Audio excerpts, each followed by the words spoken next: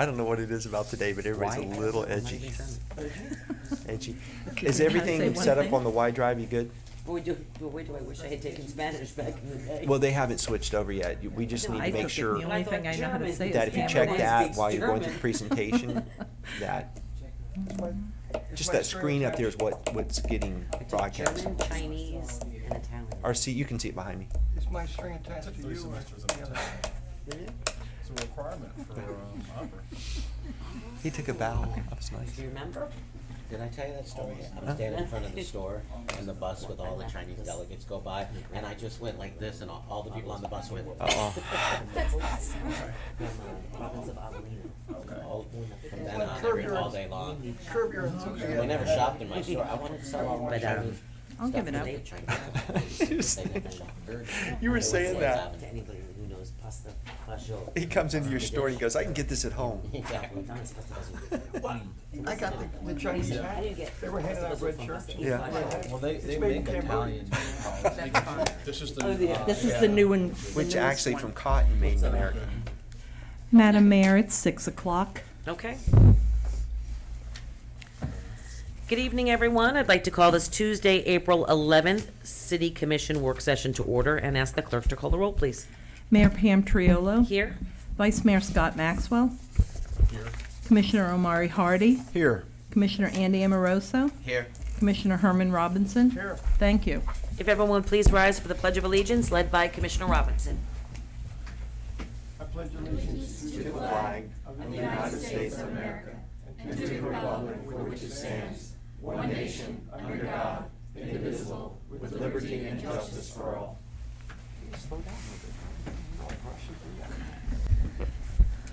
All right, thank you, everyone. Updates, future action, and direction. Our first item up is item 3A, Code Enforcement Update and Business License Initiative. City Manager, did you want to lead us? Yes, thank you, Madam Mayor, Commissioners. Good evening. Our first item up is a code enforcement presentation on a couple of topics. But I first wanted to lead in and introduce our new operations director, Lori Milano, which most of you have had a chance to meet and have some conversations with.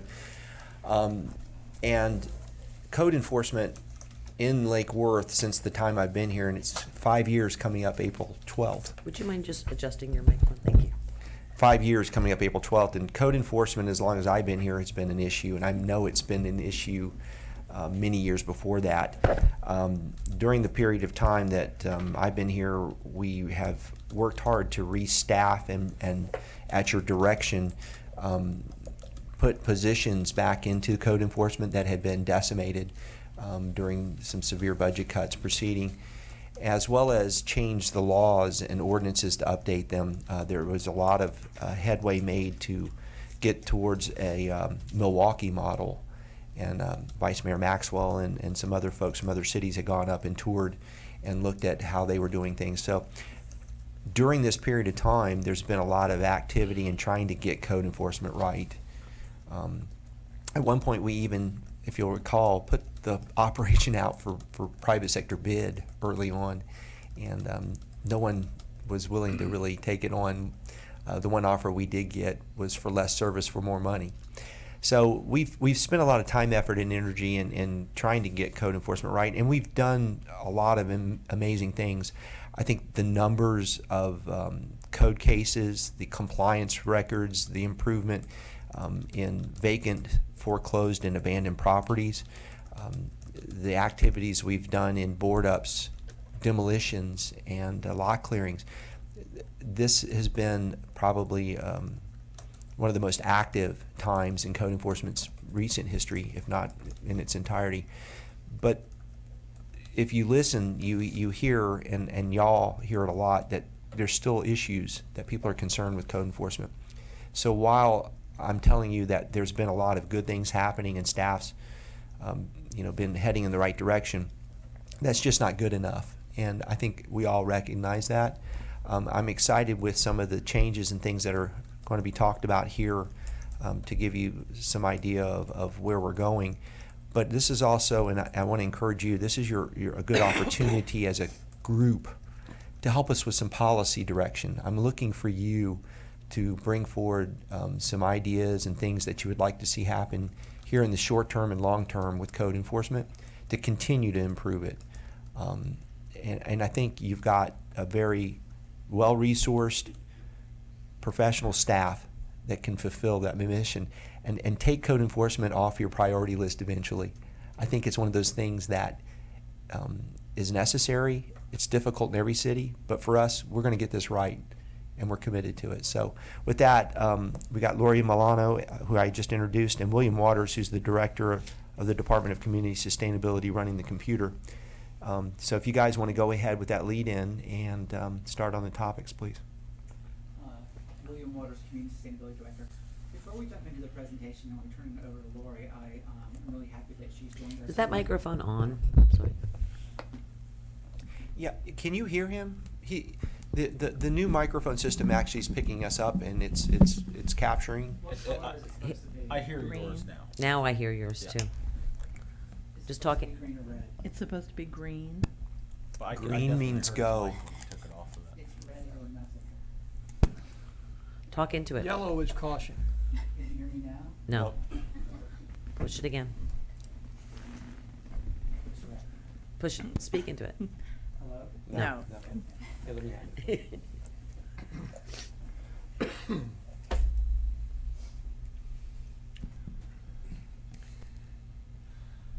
Is it still? It's still red. Get a new background. That's all. It is working. It's red. Okay. It is. William Waters, There Community you are. Sustainability Director, and we're working on red tonight, which may be interesting. I wanted to say I really appreciate Lori coming to join us. She's got a background in code that goes back over 20 years. She came to us from Fort Lauderdale. As Michael mentioned, the Code Compliance Division has going through some restructuring. All but 4 people in the division have been with the city or in their positions less than 6 months. So we're going through essentially a reorganization completely from the ground up, again, with code compliance. The presentation tonight is in 2 parts. It includes an overview for those who haven't seen it before of what code compliance is, the various processes that we have, which are 4, and then an update on our business license initiative, which began the early part of October, and where we are with that. And then there'll be plenty of time for you to ask us questions. At some point, Yolanda Robinson, who is our new co-compliance manager, will join us. She's coming from a FACE, which is a Florida Association of Code Enforcement training session for level 3. And once she's finished, she will have a complete certification package of all 4 levels. So we're looking forward to her having that. So at that point, I'm going to turn it over to Lori, and I'll run the computer. Oh, yeah? Okay.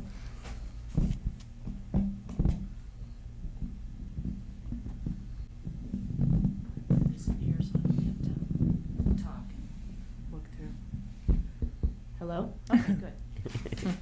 So first of all, again, my name is Lori Milano, and I'm really excited to be here with you guys in the city of Lake Worth. To me, it's just so cool. It's so quaint. And I come from a big city, as William mentioned. Many, many years back, about 12 years ago, I worked in city of Fort Lauderdale in code enforcement. So you can imagine we had a lot of challenges there. So I'm hoping to bring a lot of those ideas here. And, you know, our goal is really to raise the bar. And we're really committed to that. And I truly believe it first starts with communicating with the public. So that's going to be our goal, is to kind of turn the image of code around and to work with our community and raise the bar and clean up our neighborhoods. So that's our goal. And as William had mentioned, we are fully staffed now, we're happy to say. So we have a full complement of code officers. And, you know, just like with anything, we're kind of in the training phase, if you will. So give us a little time to, you know, get those folks trained and get them into their zones. And we have them focus on some priorities, a lot of the aesthetic things like the signs and dumpsters for me are really, You can hear my this one out. oh gosh. Yeah. Well, I can try to shout. I don't really want to. But anyway, so we have established some priorities, a lot of the aesthetics that we're going to target initially. But having said that, okay, we'll go ahead and move into the presentation. And you guys actually have in front of you a copy of the package to kind of follow along with that's easier than following on the actual screen. And so we first start out with, you know, what governs code enforcement? Well, it's the Florida State Statutes, Chapter 162, and there's just a brief overview. There's different parts. It's broken down into 4 different separate parts, And basically, it starts out with the creation of a board. Here, this city doesn't utilize a code enforcement board, but a special magistrate. So either is allowed under Chapter 162. We actually have two special magistrates that we just brought another one who has worked with the city before and brought her into rotation too. So as you know, the special magistrate meets at the last Thursday of every month. So the second part of the Florida State statute is actually the intent of the chapter, and it's basically just to be fair and equitable and make sure that we follow the process. And then part 3 talks about the actual enforcement procedure. It clearly outlines what you have to do in order to notice the violator, process the case, and then get it in front of the special magistrate, which results in a final order from the magistrate. And then part 4 talks about the actual notice and the requirements. So we strictly follow Florida State statutes, Chapter 162, and that's really the governing body for code enforcement. We talked about the notice process. Everyone is deserving of the due process, providing notice, giving everyone an opportunity to comply. And truly, code enforcement is about compliance. It's not about revenues. We shouldn't balance our budget on the monies we bring in for code enforcement. It's about compliance. My goal, and I would love to see if we only had like 1 or 2 cases in front of the special magistrate. What does that mean?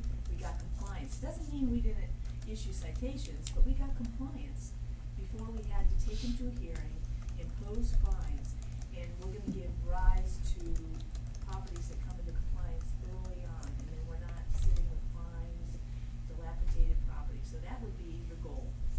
And if nothing more, let's start to reduce that number that has to go to the magistrate as well. But this particular slide walks you through the notice requirements. You know, there's certain service requirements that are outlined under 162. We give, thank you. We try to give reasonable time periods based on the actual violation. Obviously, if it's something that's life safety, we don't want to give a whole lot of time.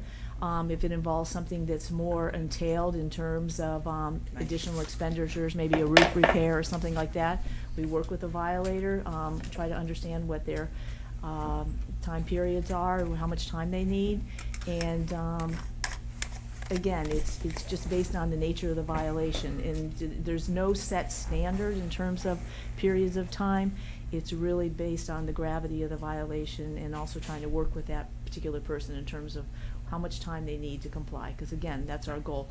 And a lot of times too, we're trying to implement this a little bit more. We try to get the respondent to enter into like a stipulated agreement where they're agreeing, so all we have to take to the special magistrate is the stipulation that they agree to 30 days or a fine amount.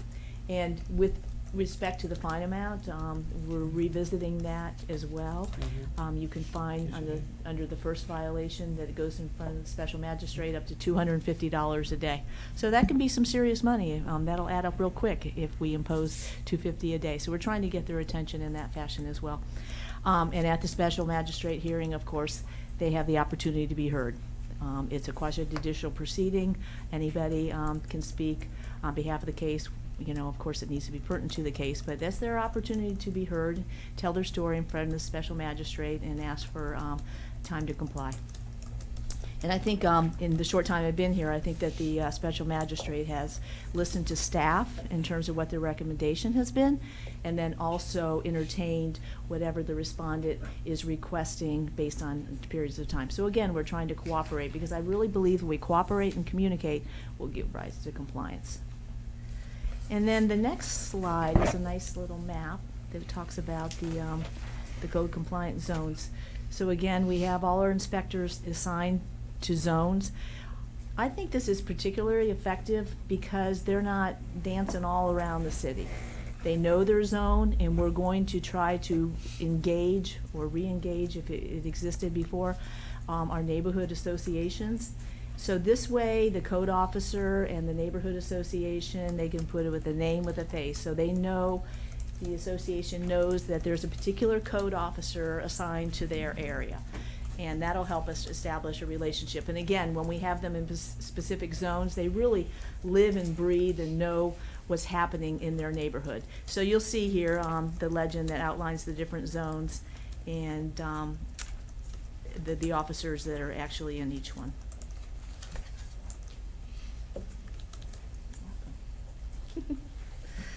Okay, so the next slide, it talks about the different programs that we have here. We have the traditional code compliance, which is the special magistrate, the chapter 162. We also run the nuisance abatement, which deals with the drug activity, prostitution, and gang-related activity as well. Then we get into the chronic nuisances, which we engage and have the relationship with the Palm Beach Sheriff's Office.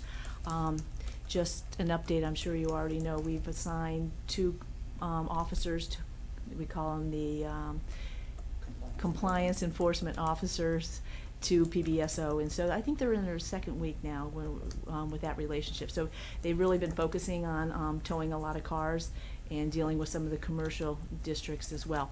And I know that Captain Bear has some other little projects, so we've launched that effort. We're excited about that because they sometimes when you show up with a police officer, they have a little bit more, I don't know, it's a little bit different impression. They can get compliance a little quicker, so we're excited about that effort, and we'll track that for you as well.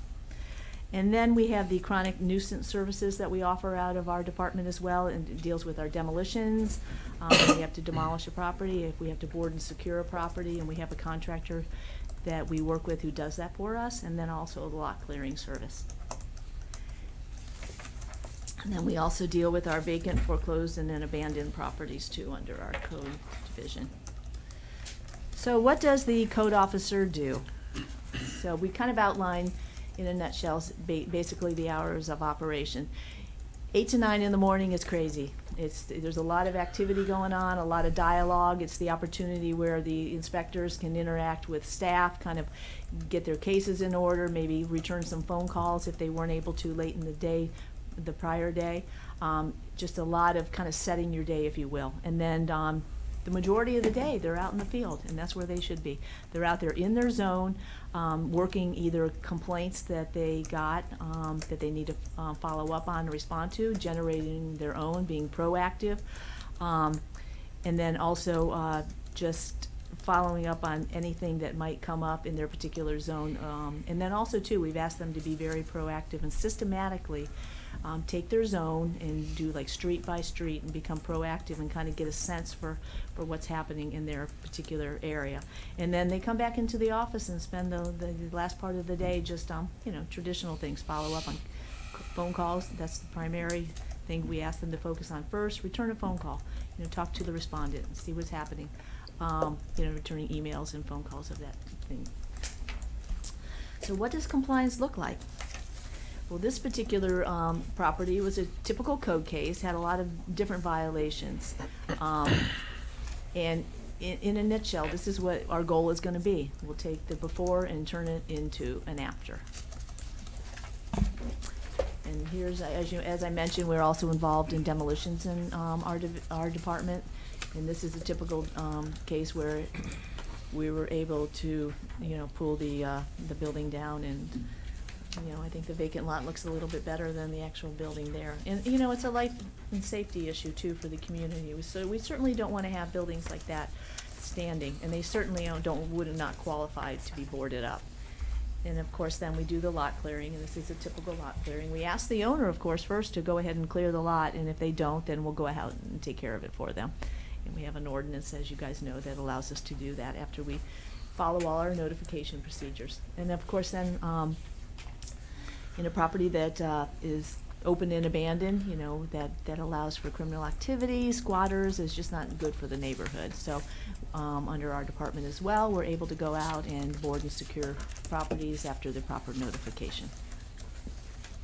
And just like with all these services that we provide, if the violator does not pay, if the city had to expend money, then we process everything and the property is lien for those costs. So the city should not be out any of the monies for the services, board ups, demolition, or lot clearing that we provide. All right. Water. Do you want me to walk through the process or just no? Say anything on that? Yeah. What we did too for educational purposes is laid out the entire process for each one of our 4 activities in code compliance. And then we've summarized it in a little table that goes over the time frame, because this is a time frame that seems to be where many people get kind of lost in how code compliance works under 162. Code compliance case normally begins with a courtesy notice or a door hanger apprising the property owner of the issues that are at hand. That's about 15 days they are given in general on an average to fix the problems that have been identified. If that doesn't happen, a formal notice of violation which describes the hearing process, the actual ability for the city to institute liens, and also another time period by which they have to remediate or fix the issues at hand. That can be anywhere from 30 to 60 days, depending on the gravity of the issue, if it's a life safety, if it's a multiple violator, or it has multiple code violations on the property at once. A magistrate hearing is then scheduled usually within 45 days of the actual NOV, notice of violation, that are going out. At that hearing, the special magistrate will hear the issues at hand, what the violations are. The property owner is given a time to speak.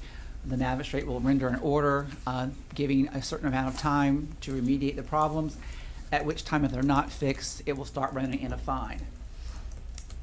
Usually, and on average again, those non-compliance fines and liens will start running within 30 to 90 days of the magistrate's order if they have not been complied. Once that property begins running in fines and liens under 162, the only other option the city has is to foreclose on that property. And to get to that foreclosure step can take anywhere from 120 to 210 days on average, depending on the number of violations. This is where it has been a bone of contention for both, I know you as commissioners, the public, is that we have probably at this point about 400 properties that have been authorized for foreclosure. But to foreclose means we have to expend the money for a title search, make sure that hopefully the property's got a clean title, it doesn't have a mortgage against it. We have foreclosed on 4 or 5 properties this fiscal year. We're trying to be more proactive and selective on which ones that we do. In the past, the city did foreclose on properties where we could not get clear title, and then consequently we either lost those properties, or when we got ready to try to sell them, we couldn't because the title wasn't clean. And so we are looking at other means, we've discussed this with some of you, of what can we do once this process has been exhausted.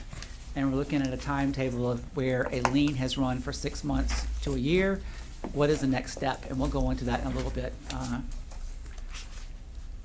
The nuisance abatement process is governed by Florida statutes. This is the one that deals with 3 separate offenses of up to 6 months for drug-related, prostitution, or gang-related activities. It doesn't have to include all 3, but it does have to be 3 separate offenses. Once that occurs, PBSO, Palm Beach Sheriff's Office, can request a nuisance declaration that requires a notice be sent to the property owner. That normally takes about 30 days at most. And then there's a magistrate hearing. And the magistrate, normally we try to come up with a stipulated order, as Lori was just mentioning, of what things the property owner needs to do to help ensure that the nuisance abatement activities do not continue to happen. Usually that remediation plan or order can govern the property for up to a year. It's through a stipulated agreement. We are about to bring one forward very soon on a property that's been an issue with you all for a while. But the whole process can be over a year from the beginning of a time where the first drug-related activity or prostitution instance occurs to where the property comes out of the stipulated agreement requirements. What's unfortunate, though, is that too often a property comes out of nuisance abatement, the property owner does backtrack, and they're back before us again within 6 months to a year, going through the process again. We do want to come up with some different teeth and tools in our little toolbox to address properties that do fall in this category where they've been through nuisance abatement more than once. Can you just clarify on the first one, separate offenses? Mm-hmm. Does that mean, because this is the question I get a lot, because there are a lot of problem properties throughout the city, does offense mean that the police have to actually witness something happening and make an arrest in that instance, especially when it comes to drug or prostitution in some of the motels and things that happen around Okay, here? we have 2 different things of calls of service, and under this case, they have to actually experience or document 3 times one of these activities happening. It doesn't necessarily lead to an arrest, and maybe the city attorney can chime in and help out a little bit, but it does have to be 3 distinct opportunities where one of these 3 things actually occurs. Within a period. Madam Mayor, he's correct. It doesn't have to, there doesn't have to be an arrest, there doesn't have to be a judgment, but we have to have documentation, typically through PBSO, that there was an unlawful possession or an unlawful sale, in the case of a controlled substance, on the property, in order to bring one of these cases forward. Because it seemed, well, I can get to that later, but I just know of some troubled properties that have Yes. obviously had, I mean, if they don't have to have arrests, they certainly have had more than enough complaints. And keep in mind too that that arrest doesn't have to go through the whole judicial proceeding process where the person's found guilty or not guilty. It's just the actual arrest itself, documentation. So if we had to wait for the second part, we would be in limbo forever. So we do have some good news, is that we don't have to wait for the people who have committed offenses to actually be prosecuted to the full extent of the law before we can actually institute nuisance abatement. Okay. And Madam Mayor, if I may add to that, one way that we often see the drug offenses come forward is there'll be undercover buys. So they'll document undercover buys, and once they usually make 2 of those, they'll get a search warrant, and then when they execute the search warrant, then they'll have additional drug possession at the properties. So typically that's the way to get it, but in order to do that work, there's a lot of behind-the-scenes work that PBSO has to do with their informants in order to make those controlled buys. So when they start to hear in the community that there's an issue at that property, it may take them 6 months to develop the relationship in order to be able to do that. So in the community, we're hearing about it rampantly, but to set it up so then we get the proper documentation, it takes some time to build that case. Okay, thank you. Commissioner Marcel? Real quick, and isn't there a period of time involved? So you have drug activity, you have buys, you have things going on, and then all of a sudden it stops. Because from what I understood, I actually sat on one of these boards, and Right. there wasn't enough things happening within a period of time, so it kind of stopped, and it had to start all over again. And you're probably speaking specifically to controlled substances. There's 2 provisions under nuisance abatement for controlled substance. There's 2 unlawful sales within a 6-month period. But there's an additional category for possession that constitutes a felony with 2 unlawful sales. So oftentimes, the way that we address it is you do 2 undercover buys, which meets your unlawful sales, and then the search warrant, when it's executed, then you get them for an unlawful possession that equals a felony. So you've met the standard by just doing that. There's other ways to do that, but you're correct, there's a 6-month time frame on the unlawful sale. So you gotta make sure that you get those unlawful sales pretty close to each other. Okay, thank you. Okay. Our next process is chronic nuisance, and this is the one that is stipulated and brought forward by calls of service to the Palm Beach Sheriff's Office. We've not had very many of these, but it includes 3 separate offenses that are determined by PBSO within 30 days, or 7 separate offenses over 90 days, before they can actually move forward to having a property declared a chronic nuisance. If either one of those 2 things happens, then PBSO will come to us and ask for a chronic nuisance declaration, which requires a notice to the property owner. There's subsequently a special magistrate hearing that, again, we try to come up with a stipulated agreement. Normally, there's a remediation plan that comes out of this, what needs to be done to this property to ensure that it doesn't continue to be a chronic nuisance. There's a provision in there that if the property owner does not come up with a plan, we create a plan for them. If they don't agree to that plan, we can actually force through an order from the magistrate to implement that plan at cost to the city, which then can be assessed through the tax card on the property. We have not instituted one of the remediation plans. We do anticipate possibly one coming up very soon. So that Commissioner Hardy? process Hold on one from second. Commissioner Hardy? When you're done talking about this chronic nuisance abatement process, I have a question. I just want to make sure I take in the information first. Okay, so this whole process, again, can take over a year, under which the city is under sort of the purview or governing of a property, from the beginning of the time when the first offense occurred to when our remediation plan is completed. And then hopefully after that is done, we don't have another problem after that. But keep in mind that the magistrate, in most terms, the remediation plan being implemented can take anywhere from 3 months to a year, because it may require, for instance, a sheriff's office person to be stationed at the property for a certain period of time every day for a year. They do vary, and like I said, we haven't had to implement one on our own, but it's probably coming to that on a couple of properties, and we will apprise you of that when it happens. And then the process will be very similar to putting the cost on the tax record, like we do with lot clearings, board and secures, and demolitions. Commissioner Hardy? So, 3 separate offenses. Again, are we talking, what qualifies as an offense here? Is it simply a call for service, or is it something actually? When they get a call for service, that sort of triggers it. It has to be documented at the same address, either the 3 or 7 times, and they actually have to experience or witness something happening that is in the chronic nuisance list, and it includes a whole bunch of things. It can include drugs, dogs barking, an annoying neighbor who's being really awful to their neighbor of some sort, but they actually have to experience what it is that they're being called for. Too often, PBSO gets there, and whatever the offense was has already been completed, and it doesn't count. It just calls as a call of service, but not an offense. Okay. So a concern that I have, and I just want to make sure what isn't on this list, or what is or isn't on this list, is domestic violence related issues. Domestic would violence these can be this on the list. Okay. And so, my concern is, let's say you have a woman who is in an abusive relationship and there's a call for service, and PBSO gets there, witnesses some sort of thing, and then, we go through some sort of process with her landlord, and she starts to realize, well, gosh, when I ask for services from PBSO, I could potentially get in trouble with my landlord because I'm creating a nuisance issue by trying to protect myself by calling the authorities. There are some documented cases of this in Pennsylvania and in other places where cities have nuisance abatement issues, and it discourages people from contacting the police when they're in abusive relationships. And the same goes for children. So maybe we should have a conversation, but that's something that I'm concerned about, and I would hope that there's nothing domestic violence related on our list. And if that there is, we should, I think, investigate getting it off of our list. I guess it would have to be in regards to rental. In regards to rental properties. Well, it can happen in any property. Domestic abuse or violence could be construed. I know that if someone is attacking somebody else, bodily harm, that is one of the things that can trigger a call for service. It's not a far stretch to stretch that if a person is beating up another person in a domestic violence situation, you've achieved bodily harm.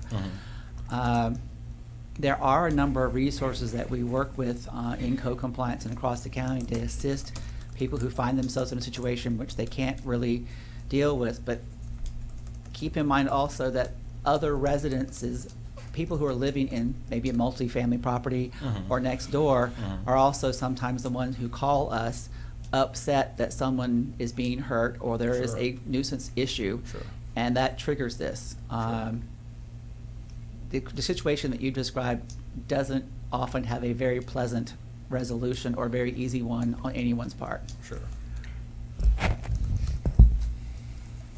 Something on that, Commissioner Morrison? How about calls to service? Would calls to service be a chronic nuisance? Because, and the reason I ask I is know I why get you're calls asking. on a regular basis. We have quite a few nonprofits that have, put properties into our city. They do not pay taxes, and the neighbors are burdened with the chronic nuisance of the calls to service on a regular basis. And would ODs fall into that category? We are looking at the full breadth. I've been working with Pamela Ryan, who's new with us as a city attorney, to see how many other issues that we can throw into the chronic nuisance category. Since it's all property driven, the question that you bring up is twofold. We have the issue where we have people who are chronically complaining about something that really doesn't exist, generating calls of service to a location where nothing was really happening, which is one at fault. The person who's calling to complain, who's at address A or address B, which they haven't been able to document anything. We are governed a little bit by Fair Housing and Americans with Disability Act on specifically targeting certain types of activities in the city or occurrences that could be construed to be a nuisance action such as an OD. Our ordinance only extends to calls of service for Palm Beach Sheriff's Office. It does not include Palm Beach County Fire Rescue. Many of the issues that you all have been hearing about are calls of service to Palm Beach Fire Rescue, not PBSO. But isn't Palm Beach County Sheriff's Office required to respond with any calls? Wasn't that what they said at the last meeting? It was, and that would The other be, way around. to back up the merit, that there was a little confusion there. But can we look at, including that, because calls to service, because we now have Palm Beach County Sheriff and the fire department, and the fire department, especially with ODs, are the first ones out. And PBSO doesn't, that's what the captain had said, PBSO doesn't always have to come out when it's something like that. Like I said, we're working with They Ms. often do, Ryan though. to Yeah. see how many things that we can throw in the toolbox as offenses that would fall under the definition of a chronic nuisance. We'll probably be coming back to you with some suggestions or things that we would feel will be appropriate to change in the ordinances that we have. There's actually quite a lot of them. Well, I should say a whole lot of tools we'd like to bring forward to you for your consideration, like the expansion of the chronic nuisance component. But it is governed by Florida statute, and we can't just throw anything we want in there. We could try possibly and face a legal challenge. We might win, we might not. But Christie's office and the attorney's office are working closely with us to figure out how far can we expand and push that envelope. Madam Mayor, if I may address on that issue, we can add anything we want to in the chronic nuisance ordinance, but I think as Commissioner Hardy pointed out, is you have to have a sensitivity to what you're addressing. The problem is the remediation plan really needs to address the issue. And it's hard to come up to a remediation plan for ODs or domestic violence, except to a victim. And that's the where problem. you gotta kind of take a step back and look at the issue and sort of decide, is this the best way to address this issue? And so that's what we've been talking about, is looking at other tools that we can address maybe the underlying issues better. Right, and Commissioner Hardy, go ahead. you could end up disincentivizing the behaviors that we want people to exhibit when they're in the midst of situations that we prefer, don't happen in our city, but that do. I don't want us, because we're very serious about stopping chronic nuisances, I don't want us to put a domestic violence victim in a situation where she's wondering, am I going to get evicted the next time I call the police? And I think that that's something we should think very hard about, and try to never, like, if that happens one time in this city, I think that's like a big deal. So I think we should be thinking very seriously about that, about how we can be sensitive to some of these people who have these issues, while at the same time adopting a tough and smart stance against chronic nuisances.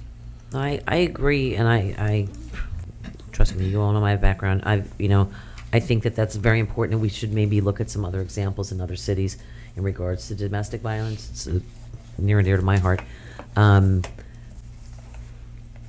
The problem is some of the cities, they deal with such large numbers of domestic violence. It's incredible, and our numbers at a time were pretty high up there as well.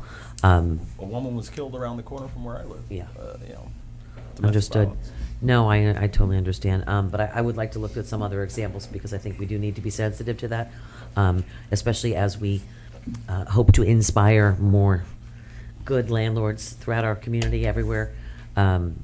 We don't want the victims to be the victims twice, and be automatically thrown out of their homes. I understand that, but I think we can't be the first place that has considered this. So I'd like to see if we couldn't come back and look at some other examples of some things that we might be able to do. Commissioner? And Christie, as we look at it, I think domestic violence and sober home issue are two different things. A sober home is just that, a sober home. If they are ODing on property, then the sober home is not doing what, in essence, they are getting paid to do. So I think it's two separate things.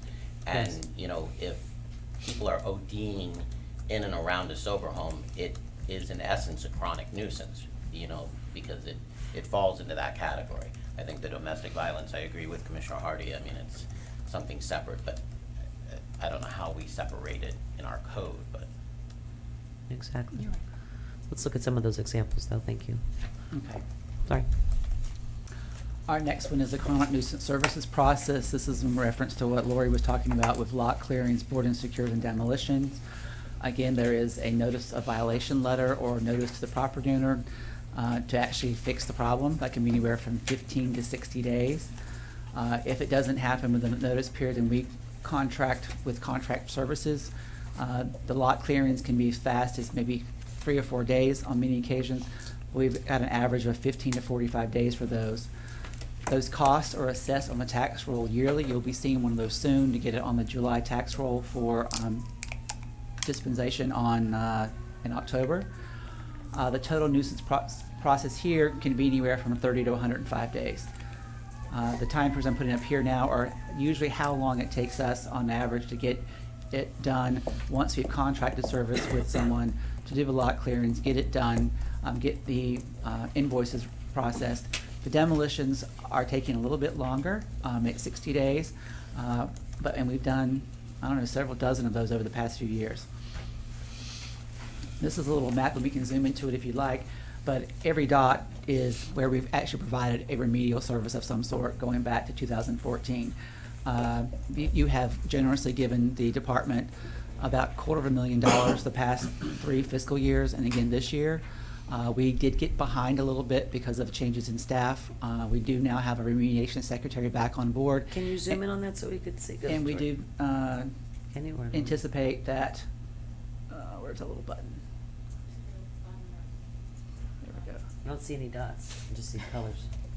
Is that because there's so many dots? That's so many dots. That's intense. Well, Looks like the measles. And and we do anticipate most of our monies are spent during the summer.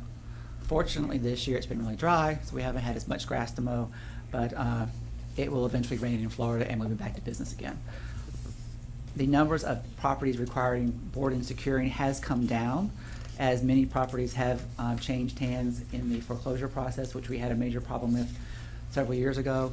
We're down to less than 700 or so properties that were qualifying for that, where we were up over 2,000 at one point. Now we're going to jump into what you may be more interested in tonight, is a business license initiative that was begun for a directive from both you and the upper management to look at what was going on with our business license compliance in the city. We did a study using various sources to determine that there were 1,900 plus properties in the city that looked like on the face of it would need a business license for whatever reason. They are multifamily, they were not homestead exempted, they were zoned commercial, their use was commercial, something of that sort. All of those properties have been inspected at least once. There were 405 code cases generated out of that. There were 327, and we're having a little bit of problem with this number, but at least 327 that did not need a license, either because they were actually vacant properties, they were not being leased out, they did qualify for vacant registry, or in another case, they might be appropriate for an affidavit of non-rental. That happens oftentimes when we have a residential property where the utilities and the owner don't match up, but it's a family member, or it's a property that isn't being rented out for any reason, and it's not homesteaded. All the properties in the city that fall in that category are required to file an affidavit of non-rental, and there were quite a lot of those. So we do have a lot of seasonal residents who are only here part of the year, and their properties aren't rented out necessarily. There have been 392 applications for commercial and residential business licenses, and we're still waiting through another almost 1,200 properties to see what further actions need to take place in order to bring them into compliance, or whether they have to get a business license or more than one. There are numerous cases, especially with commercial, where there are 2 business licenses required, one for the owner to rent the property out, and one or more for the tenants they have in their location. And so some of these have lingered also because of turnover in staff. The initial inspections took place, and then that officer was no longer with us, and we have to transfer them over. So we're playing catch up on, hopefully, over the next couple of months, finalizing the process on the ones that remain. I have a question for you. Sure. We got a lot of flack from the business community. Well, I know I did. I shouldn't say we. I did. I heard a couple of you up here from time to time in reference to the licensing of the buildings themselves, the owners of the buildings. In previous years, the people that rented the space from them would apply for their business licenses. But then then we added something back, I don't know, several years ago. Yes. That was the buildings themselves, those owners also had to get a license to do it. I've been told numerous times by numerous business people that we're the only community to do so. No. The ordinance has not been changed. For whatever reason, the city chose to selectively not enforce a rental license for commercial properties in the city. I have no idea why they chose not to do that, but they didn't. It was on the books. We have not changed anything. Anybody who is renting their property out for a fee, revenue, whatever, is required to have a Lake Worth business license. Because that business owner, their business indeed is renting out their buildings, so Correct. therefore that's that, and then the individual businesses have their own. Yes. Yeah. And we're not alone in that practice. No. Here in Palm Beach County, name another 2 cities that do it. I think West Palm does it for sure, because I've had one, and I think Boynton Beach, Wellington, I can look, I don't know all of them offhand, but I get that one all the time, so just, yeah, if you can let me know the other communities, I'd appreciate it. I do know that our fees are less than other cities. Okay. And that's because of our business tax schedule. We've not been able, under Florida statute, to revisit it for, I think it was done in 1996 or 94. So we unfortunately can't really charge what other cities charge for rental licenses, and also for the professional services licenses, like whatever you're conducting, whether you're a grocery store or a taxidermy or an architect or whatever it might be. Many of our fees are out of kilter with other cities. We have raised them twice. We are allowed to raise them every other year by 5%, but our tax fee schedule itself has been preempted by Florida statutory requirements to allow us to revisit it and introduce new uses and an appropriate fee for what that use would be when it comes to a business tax receipt component. When? Pardon? We would love to do it tomorrow, but we're not allowed. What are the years that you're allowed to do that? We're not allowed to. Ever? Ever. So, for instance, a lot of the uses in our schedule don't exist anymore. They haven't in 10 years, 15 years. So many of our uses fall under new ones like an internet cafe or something that's come about in the past 10 years. We have to throw under miscellaneous, which is a fairly low fee. And so that's a challenge for us, but we're at least getting a higher compliance. We're getting more under the umbrella. We write a note in the system, what is the use that's being conducted there? And it's substantially similar to the ones that are identified in the land development regulations or in the fee schedule itself. But we have not been able to update our fee schedule since the late 90s. Vice Mayor? Along those lines, how much are we taking in the fees that you're mentioning? The business tax receipt portion is roughly close to $500,000. When I got here, it was in the upper 200s, so it has gone up. The use and occupancy component is around $250,000, and then we have the inspection piece that varies because we do it on a 3-year cycle. The larger the property is, the more units that they are, the fees are commensurately associated with how large the property is. That's running about $250,000 as well. So about $1 million altogether. Close. You know, this sounds really off the wall, but I think I understand what you were saying about our inability to raise the fees any more than 5% by statute, because back in the day, maybe the fees were set improperly or too low or whatever the case may be. Is that what I'm hearing? You had to have a business tax receipt schedule study done to establish what your rates would be. Many cities updated those on a periodic basis as new uses came to be. They would do a comparative analysis. We did ours in the 90s and have done nothing to it since then. So what would preclude us from doing another one? The state statute doesn't allow us to do it. So you got one bite at that apple? Is that what I'm hearing? There were other bites allowed in the past. Since I've been here, we've not been allowed to do our study, to revisit it. Well, this is thinking out of the box. What if we took a period of, say, 6 months or 90 days, and we abolished all fees, wiped out exactly what we've done, and then do a new study and start all over as if... We can't. You can't do that. Madam Mayor, Why What would William's talking about is the statute shut down the window on being able to change your fee schedule. And until the legislature opens that window back up, we are stuck with our 1990s business tax receipts schedule. So until they open that window back up, we have to deal with what we have in place. Okay. And legislatively, has anyone ever addressed that? I think there's been attempts, but they haven't opened it back up. They're trying to address it by doing away with business licenses.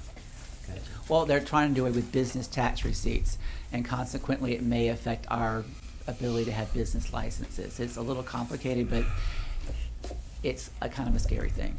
Why would they do that? Can you, explain that a little bit Yeah. more detail? Well, our business license, as we moved, because some of you weren't, oh, I forgot. We created a Lake Worth business license that has 3 pieces. One is a business tax receipt, which is a tax. If you're a nonprofit, you don't pay it. There's a use and occupancy, 2 different kinds. There's either one for residential, which is a one-time fee once a year, $35, or one-time fee of $50 for commercial property. Properties that have multiple units sometimes fall in the commercial category because of the number of units that are there, even though they're residential. Then we do an inspection, which when we started the program, we did commercial every year, residential every other year. Because of some staffing issues and demands, we went to a process where we're reviewing and inspecting the properties once every 3 years. That is something that almost no one I know of actually does. But we had to get a handle on that. We had numerous properties being authorized to be used either for residential or commercial properties. They really had no business to be rented out or had life safety issues. So we've got, I think, a much better handle on the conditions of properties. There have been a lot of complaints, but there has also been a great improvement over the status and condition of a lot of the properties in the city. What is happening with the state is they're trying to wipe out possibly the business tax receipt portion, and there's another statutory recommendation that any rules that would govern how we govern people's business activities would not be allowed if we don't already have them on the books, which essentially is, okay, you're not going to be able to change or use an occupancy thing. So it's trying to create, I guess, a free-for-all that if a new use comes out that we've never contemplated, which we might not have, it can just happen. Well, like a brewery. Yeah. We've never had a brewery. And the legislative vibe is they're trying to be pro-business, but what they're not realizing is without these safeguards, they're being anti-resident. Commissioner Robinson? Going back to the graphic of the numbers that you've inspected and accounted for, if you could, on the, I can't get that back up from here. It has to be done by our little magic person. in the back. He'll put it up. all right, well, so all those numbers are all the properties that you know of in the city or have listed somehow? Those are the ones that we identified in our global sweep that needed, in our opinion, probably had a very high probability of needing a business license. The number of properties that are actually in the city is closer to 13,000. So And this adds up to, we did 1,900. so, But keep in mind that we have active business licenses. There are a lot of properties that are homestead exempted, and we did not look at those if the property owner and the utility records matched up. so we're There not was no even need to close, look at those. we're not even close to accounting or taxing or getting fees for the properties that you can. Well, more than half of it, we have right now 6,000 plus active business entities in the city. We've added to that 6,000 number 392. And we're still resolving the issues with 1,100 other properties in the city. I was just hoping that, I'm curious as to, not in the last 5 months, but in the period that is required. In other words, your license expired, there should be some accounting for that as well. Oh, okay, that's a different process we're working on. This initial study was on ones that had no license in the system, period. We still monitor ones that had a license expired or didn't pay it in time. And there are a lot of cases in regards to that. For some reason, a lot of people in Lake Worth feel like I pay for a business license once and you never see them again. There are hundreds of those every year. We do, as a courtesy, send out 2 notices. The initial one saying your property, your business license is due, and we send a follow-up notice saying that it's due. If those aren't paid, usually by the end of November, we turn it over to code compliance and they investigate what's going on with that property. Sometimes they've closed, they haven't told us, they may have moved, or high probability, they're running without a business license that's active. And just one other, on the, this map, impressive, but it's hard to see here, but if you could do a close-up on Lake Avenue, I would have thought that it would have been absolutely Which yellow. map are from- you looking at? Which yellow one? Absolutely a straight yellow There up it and is. down, Why? because it's primarily business. And good or bad, most of the businesses on Lake and Lucerne have a business license. Which, this says business license initiative, I guess, okay, Right. so you're not, this doesn't indicate all the properties that These have. are all the properties that we studied that had no business license, period, that we and felt you've needed to have initiated one. it. Right. Okay, very good. That's very good then. If you could just, run off some of the things that caused you to suspect that these 1,900 properties were in need of a business license. I know one of them was, they weren't exempted. What were some of the others? Properties that under the property records have more than one unit. It could be a single-family home with a guest quarters. It could be a multifamily property. It could be properties that we ran that were not homestead exempted, but also possibly have utility records that don't match the property owner. It kind of gives the conclusion, and unfortunately, there was a family that had the property, and this one we did work out. Ms. Robinson, who's now joined us, who's our co-compliance manager, solved this problem, and this is how something got caught up in the net and was unintentional. There was a property that was in an estate, so the trusteeship owned the property. The utilities were in the name of the children.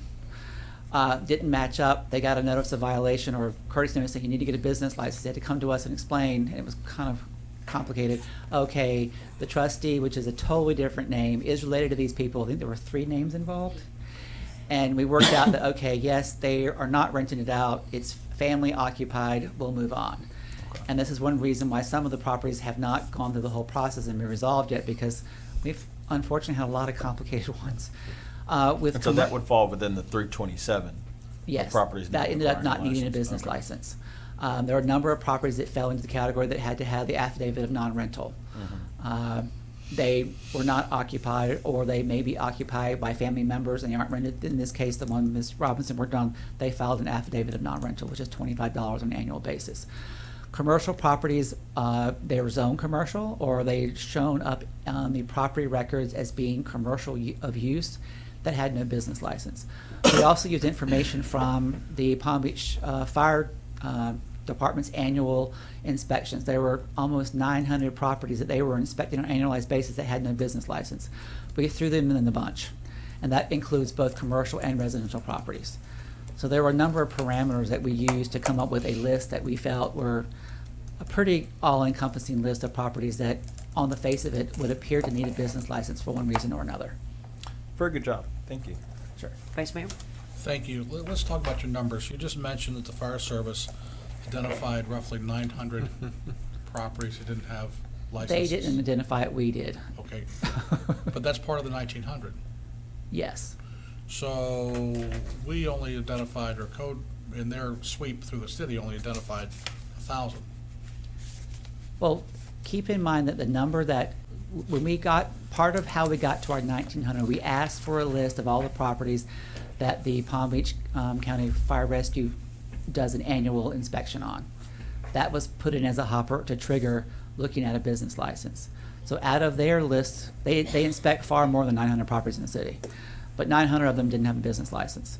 So out of the parameters that we chose that covered a number of defensible items, we had roughly 2,000 properties in the city that on the face of it should have or likely should have a business license, and we took that as the first bite of the apple. There are probably other ones that aren't licensed appropriately.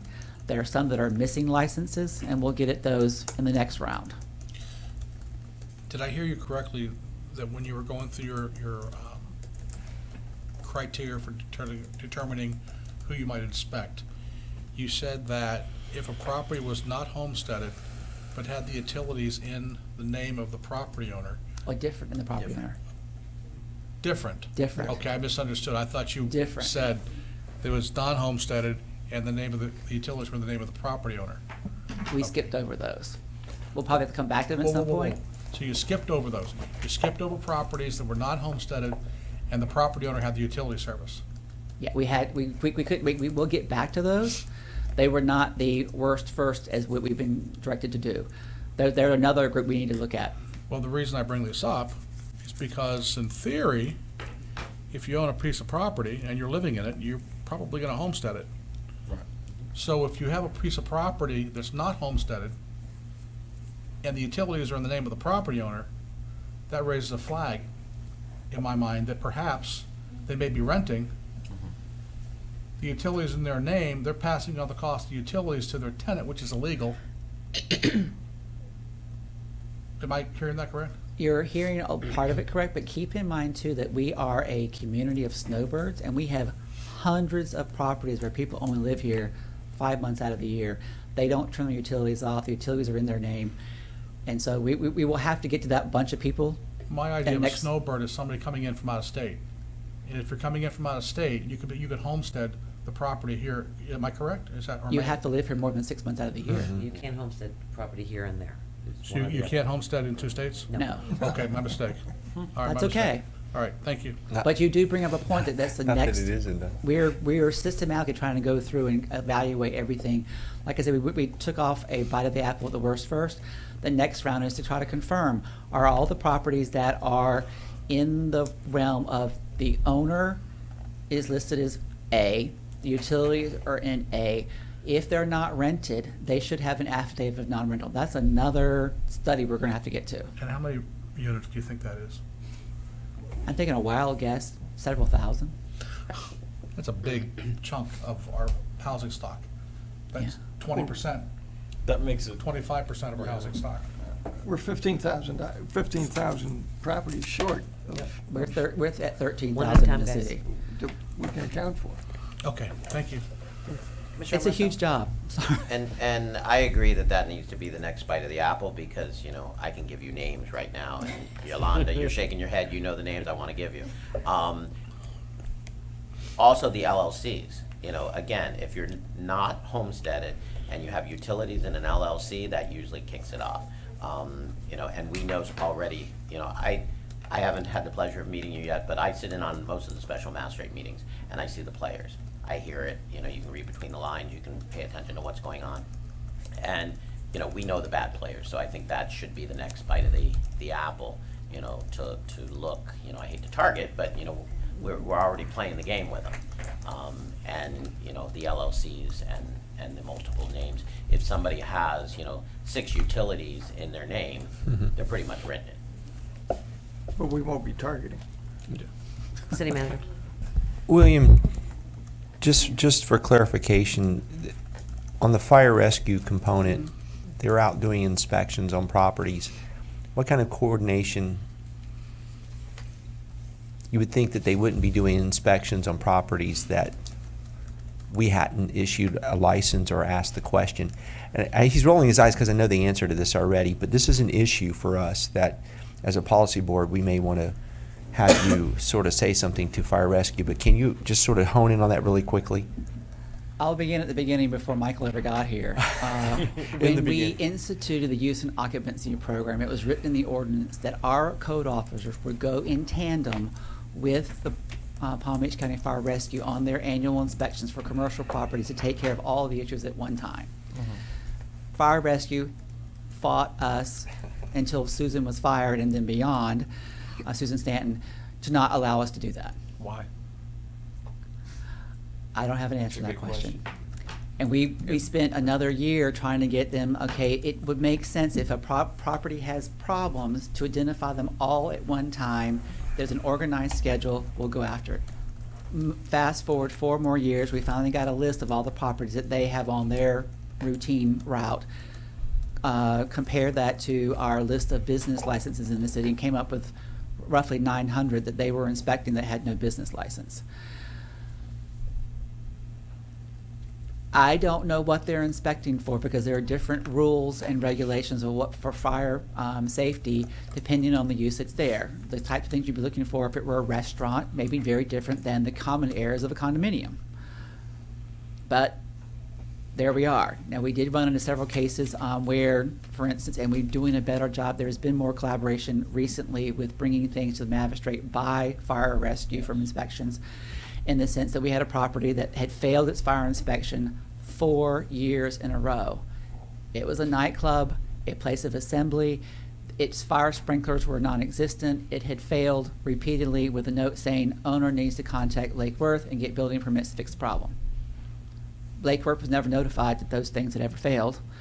And I asked the question, what happens if a fire happens and someone dies and you failed it 4 years in a row and did nothing about it?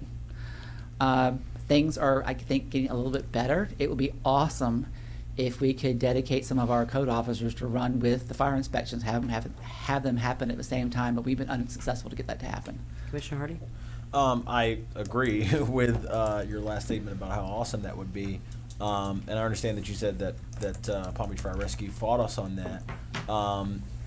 How exactly did they fight us on this? And I guess if you were able to hear their rationale behind why they didn't want us to tag along, or if you could, I don't know how safe this is. If I could ask you to use your professional, opinion to maybe speculate on why they wouldn't want one of us tagging along with them on their annual inspections. I'm going to go back a different route. Okay. When I arrived here 6.5 years ago, and I think almost everybody in the room can agree that the building conditions in the city of Lake Worth were abysmal. Mm-hmm. There were thousands of buildings that were in really dire shape. For whatever reason, maybe it was because it went from Lake Worth Fire Department to Palm Beach County Fire Rescue. Those inspections have never not happened. But we have countless commercial properties that are a life safety issue to this day. And if there was no amenable process to deal with it, like the one I mentioned about the nightclub, it failed 4 years in a row. At what point, how many years do you fail before you close it down? Well, there's liability issues from, there's issues legally both ways. You close a business down, they sue and do whatever they do, which, like code compliance complain that we've unfairly treated them. On the other hand, you haven't closed them down and something possibly will happen. That particular location had 2 murders at one point. So it was on the radar. It drove people in the neighborhood crazy until fairly recently that we finally got resolved. Some of the work was done. It's kind of half open, kind of half not. I don't want to conjecture why they didn't want to, but I do believe that the conditions that we would find would likely have overwhelmed everybody to get them all fixed, because the city did not get in the shape that it was in overnight. And there's always been fire inspections, to my knowledge, for decades. Mm-hmm. Mm-hmm. Thank you. Commissioner Emerson? Okay, I think my question and direction is directed back to the city manager and the city attorney. Again, if you don't know, our fire marshal used to be a code inspector in the city. And last time I talked to her about an issue on Lake Avenue, she's like, I'd love to work more with the city.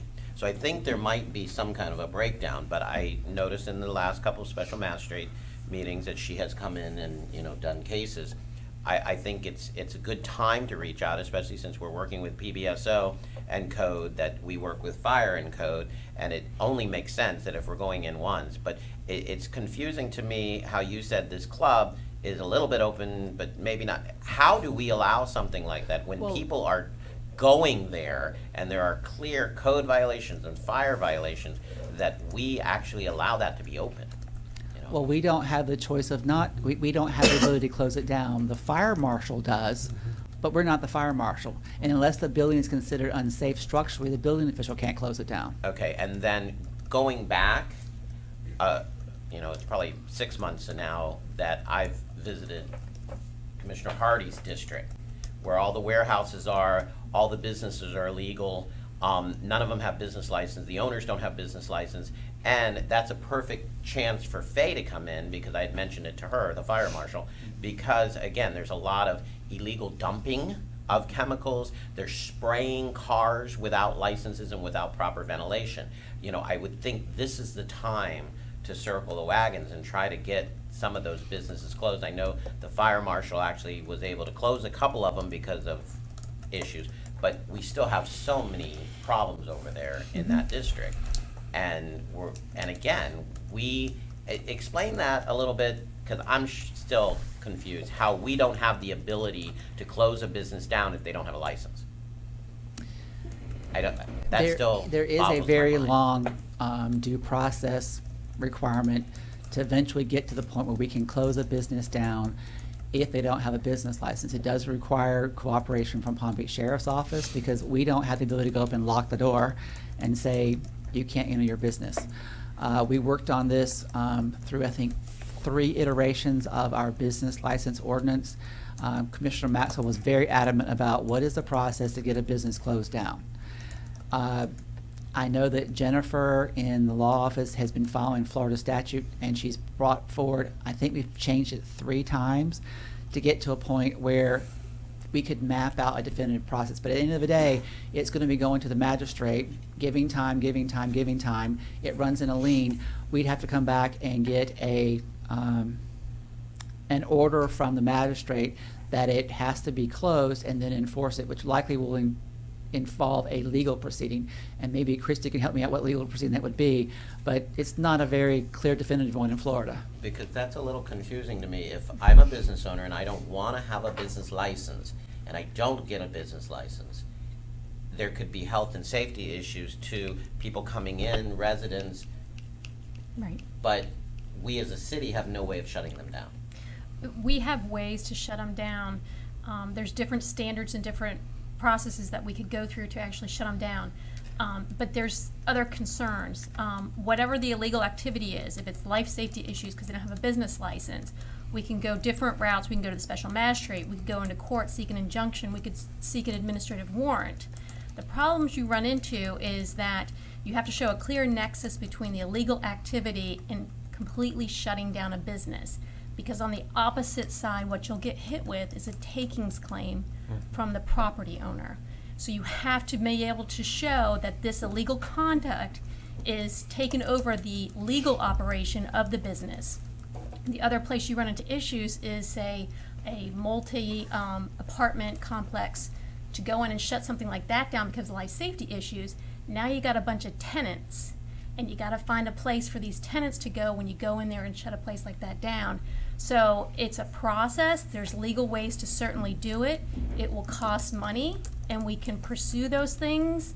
And I think what we're trying to do is to look at all of the available tools we have to see how we can address these things before getting to that ultimate goal or the ultimate sort of punishment of completely shutting them down. Because we know that once we take that step, we maybe get hit with a lawsuit for completely shutting a business down.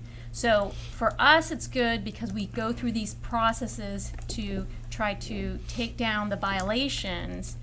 Ultimately, if we have to shut them down, we'll shut them down, but we have to recognize what may come back at us. And I think that's where we're trying to go systematically through these processes, address every tool that we can in our toolbox before we get to that point. But if we have to get to that point, I think we're all willing to pull that trigger, knowing what might be the outcome. Vice Mayor, did you have a question? No, Madam Mayor. Just one, I missed one little piece. Okay. The fire marshal, you said that building officials can't do anything, we can't shut them down. The fire marshal, so say if they fail their inspection with the fire marshal, does the fire marshal have to notify us? No. They don't. It just seems that that's a piece that's, that the building department should know, that we should be notified that an inspection hasn't passed. And I'm hoping that communication, as Commissioner Amoroso brought up, will improve. In the past, too, there has not been a vehicle, and I don't know where we provided some additional administrative support to get the cases prepared to go to the magistrate, but there did appear to be a lack of resources in Palm Beach County Fire Rescue to prepare the cases to be presented to the magistrate, because there had to be a due process letter, notice, all that same sort of stuff from a code compliance, that we took on part of that responsibility on our end to get some things to the magistrate when it really should have been on, and this is just my personal opinion, on Palm Beach County Fire Rescue. You identified it, you did the inspection, you prepare your case, we'll hear it before our magistrate, but all that notification and letters and everything else really should be borne by you. But how does that happen when I'm applying for a business license? When I opened my office or switched offices, I had to apply for a business. I had to have an inspection by the fire marshal before I got my business license. So is that the only time that we're notified when we're first applying for the license? When we first apply, when you're applying for a business license in the city, we do require that the Palm Beach County is apprised of the business license. And that triggers the fire inspection. I'm fairly certain. There are a lot of properties in the city that have a county business license, but no city business license. And some of those are carryovers from way back when, but we wouldn't allow that use at all anymore, but they'd have a county license. That kind of is happening that way, and that's where it's triggered. And remember, most of the fire marshal inspections are based on the property owner, not the tenant. Okay. Commissioner Ari? So we've got this policy here in the city whereby when someone applies for a business license, we automatically notify the county. We have to by law. Okay, but there's no process on the other end. Someone applies for some sort of county business license, the county doesn't have to notify us. I don't know what's happened, and that's, another piece of the twisted tale of Lake Worth, is that we have had people come in that have managed to get a county business license in the city of Lake Worth with no city of Lake Worth business license. We take in some paperwork that we have to sign that goes to the county for them to issue the county license. There is likely some administrative confusion because the vast majority of Lake Worth that's under county purview is not actually in the city of Lake Worth. Most of it's unincorporated county. And I could imagine very, very easily that you go to the Vista Center and you want a business license at X address, it's in Lake Worth. It'd be very easy to make the mistake of just issuing it because the higher probability is that location is not within the municipal boundaries of the city versus in the unincorporated area.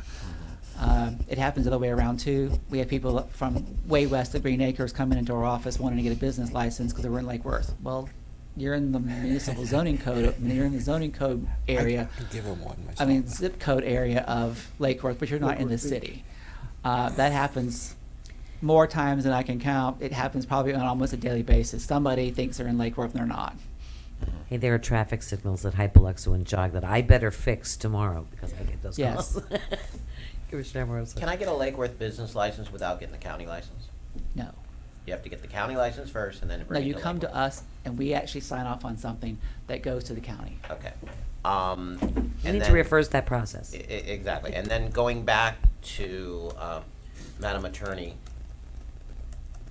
as we fix this process and as we've identified that there are probably some needs on the side of the fire department, when we go to renew contracts and negotiate and talk to them, can we not talk to them about these things that have come up and try to, bridge the gaps and try to figure out how to fund, if indeed, they've fallen short on, manpower or woman power and, need some funding, and we're gonna take on what that looks like as a cost.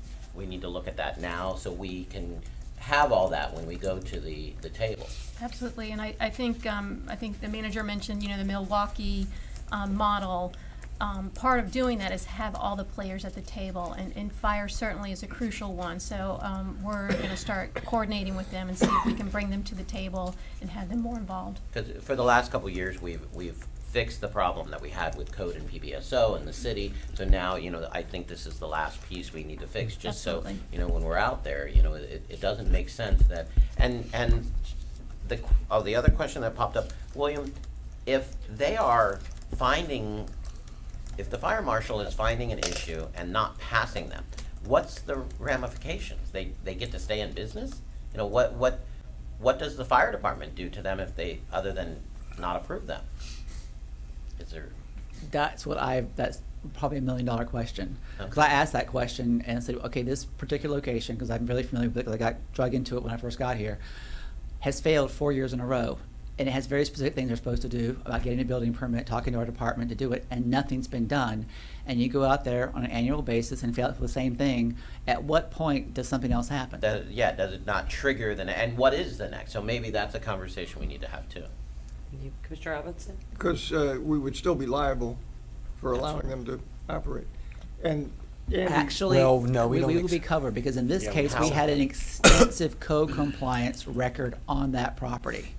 There were liens on it, there were active cases, we had recorded stuff. We did not have the ability at that time, and then some of it is, was explained by Christie, but our rules weren't as definitive then. We didn't have the ability to close them down, but we had our legal end covered. These are all the issues you have at this property. You should not be in business. Aside from everything William just said, we don't have liability in cases like this. The property owner for isn't going to creating. sue us because No, we they were get in operation. sued. We get sued. Yeah. We are suable. We have no liability in this regulatory game here. Right. Okay. So I just want to clarify that. So, Right. If anyone can file a lawsuit. Anybody And- files And in a lawsuit. circumstance where folks would, die in a nightclub, we might get named in that lawsuit. But in terms of us being liable and then being successful in that lawsuit, the answer is no, because we don't have any liability for property owners who don't follow the codes or follow the fire safety code. That's on them. so is that a policy issue with the fire department, or is it a contractual issue? We have an MST.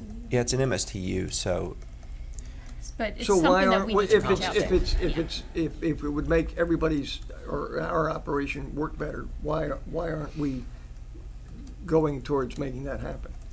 Well, I We would think we would need continually are on an consensus. annual basis. Well, Well- I think you have the Well, consensus I- from What's what it I'm take seeing. to Yeah. make it Hold on a happen? second. But I think is we're having consensus right now, when I look to you all, to have this be part of our discussions Yes. with No, Palm Beach no, County Fire have it- Rescue, Yes. Well, and come up with solutions yes, make to it have happen. them included Absolutely. in the process. Commissioner Hardy? I think Andy hit it on the head. We were having issues with us not communicating with PBSO and PBSO not communicating with us and us not necessarily working well with each other. And, we're seeing already some results there. If there are issues between us and Palm Beach Fire Rescue, I think we can rinse, wash, and repeat with Palm Beach Fire Rescue. Agreed. We have a Um, great working relationship with both of them. I think Yeah. that these communication issues, which started before any of us, except for maybe Commissioner Maxwell, were here. so is that an annual thing you're saying, or when do we do this? It will only work if we work out a mutual agreement that the inspections that the fire department does, or the fire inspector does, which are annual, are in collaboration with us. I on an understand annual the basis. annual inspection, I'm talking about the conversation of allowing the cooperation. Well, I That- know that the city manager and I have been talking That- about having a meeting with this them. is where I'm asking from the commission, and I'm getting it. You've got consensus, city To get manager. with the fire chief to have either a work session or whatever it takes to go to the next level, but you all needed to be on the same page in understanding this issue. And notified of the issue. But no, we don't have a sit-down with the fire chief on an annual basis. That's not something. But, so you're gonna have it in the next month? No, we're not gonna have it in the next month. That was my question, is what's it take to have us work together? I'm getting consensus from y'all that you wanna have this session, to have this conversation. Yes. And So- that can't so we happen just- in a month? Well, I can't account for the fire chief's schedule, Okay. so, but we'll do it as quickly as we can get it on your schedule. Welcome to the dais, Commissioner Robinson. No, I'm kidding. I want to clarify something after Commissioner Maxwell. Okay. Vice Mayor? Thank you. To your point about receiving the consensus and reaching out to the fire chief, I've had several meetings with Chief Gaffney, okay, and this is one of the issues that we've talked about extensively, and it's made very clear to me that this function is not within his purview. There's a separate chief Chief Wilhite. that does this, that is in charge of the inspections. So, it's not just reaching out to our local commander, fire commander, whatever. It's a matter of reaching out to somebody that handles the county-wide inspection process. It would be like bringing the sheriff in. And we haven't brought the sheriff in here in a while. I remember last time Rick Bradshaw was here, so we need the Right. fire chief. If I could clarify this discussion, because we were talking about business licenses, and I don't want anybody to misconstrue the importance of this conversation, because we're talking about businesses and getting licenses and the types of all this. Sounds like bureaucracy. The real intent in trying to do a much better job to get as many people as we can in complying and going through this process is about getting at the slum, the blight, the illegal activity. So while this sounds maybe to the average person as sort of an arcane discussion about legalities, the fact is our intent in trying to tighten up on these controls and processes and get these inspections done is to get at the slum landlord, is to get at the business that's not doing what it should be doing. And we're not even getting at them because they're not even in the process of getting their business license and getting the inspections. We can't get inside some of these properties to look at things to find out the illegal partitions and things that may have gone on in there. So it's very important that the overall goal of helping make this city look and function better. So I just didn't want people to separate out business license. Oh, there goes the city being bureaucratic. It has an end result, and that's really our goal here. So I just wanted to add that. Commissioner Mercer? Now, for clarity, City Manager, you were talking about getting the chief and getting this body together. Mm-hmm. I don't know that I'm personally necessarily interested in that. You know, we've identified the issues. Your staff and the attorney, I don't think we need to bring it back to this body personally. You know, we didn't do it with the sheriff's department. You've already identified the issues. I think we just need to move forward and make it happen yesterday, you know, in trying to get this board, trying to get a workshop or whatever you're gonna call it. You know, I just think you've got the consensus to move forward and try to make that happen. Sometimes the threat of this is what's going to happen will help us get that Well, I'll be resolved. happy, and Okay. I can't speak for everyone, but We, we can probably we've send been emails we've and- been going through fire rescue on this issue for several years, so I just wanted to have that hammer. Well, it kind of sounded like we were talking to the wrong person, but, you know, if. No, I think you have your direction. Thank you. Thank you. Thank you. Are there any other aspects of the presentation of this? Okay, Vice Mayor, do you have more questions? Sure, I do. I want to go back to the city manager's opening statement, and I think he said something to the effect that, I guess, the end result is we haven't quite got code right yet, okay? And the question I have for William and Lori is, what's the fundamental difference between the city of Lake Worth not getting it right and other communities that do get it right? You know, what is it that, you know, how is it other communities who have the same statutes to work with? In theory, they have the same tools in their toolbox to work with. What is it about it that we're not doing? That, you know, and there's a reason why I'm asking the question, so go for it. I'm going to tackle it, and I'm not here to denigrate or vilify anybody in the past. When a city is allowed to go downhill for multiple decades, it will take a while to bring it back. We are also an economically challenged community. I think everybody is getting better, but we're not where we would like to be. Code compliance is an issue in every community that I'm aware of. It just seems to be a more pervasive problem, widespread through the whole city in Lake Worth than like in my own city in West Palm. The code compliance issues are really centered on sort of specific areas. It's also, West Palm is a much newer city. There are areas that it's a much more affluent city. When I arrived, we had a code compliance department that was in complete and utter disarray. It got incrementally better, but it hasn't quite got where we needed to be. The numbers of properties that have been brought into compliance in a reasonable amount of time has increased greatly. The numbers of cases that have been generated has increased greatly, and not just generating a case, working the case, going in and making sure that the property owner is doing something to fix their problem. But the problem was so bad when you have 20% of your city in foreclosure, abandoned, or just being neglected, it's going to take a while to turn it all around. That number has at least been cut by 75%, but it's taken 6 years of slogging through a lot and a lot of turnover in properties. We had thousands upon thousands of cases that were written up and never taken to the magistrate. They were just sitting there on the books. So we had to either vacate them, start them over. We've also had an extremely large amount of turnover in the staff in code compliance. As of today, only 3 people have been in their positions for more than a year. Now, Yolanda has been here for a while, but she's in a new position, has been in it for two months. Lori's been here for 5 weeks. We have a senior officer who just took over. He's been in his position about 5 weeks, but who was in hire. We've actually hired 2 people who were here before, but they had 8-year gaps between being with the city.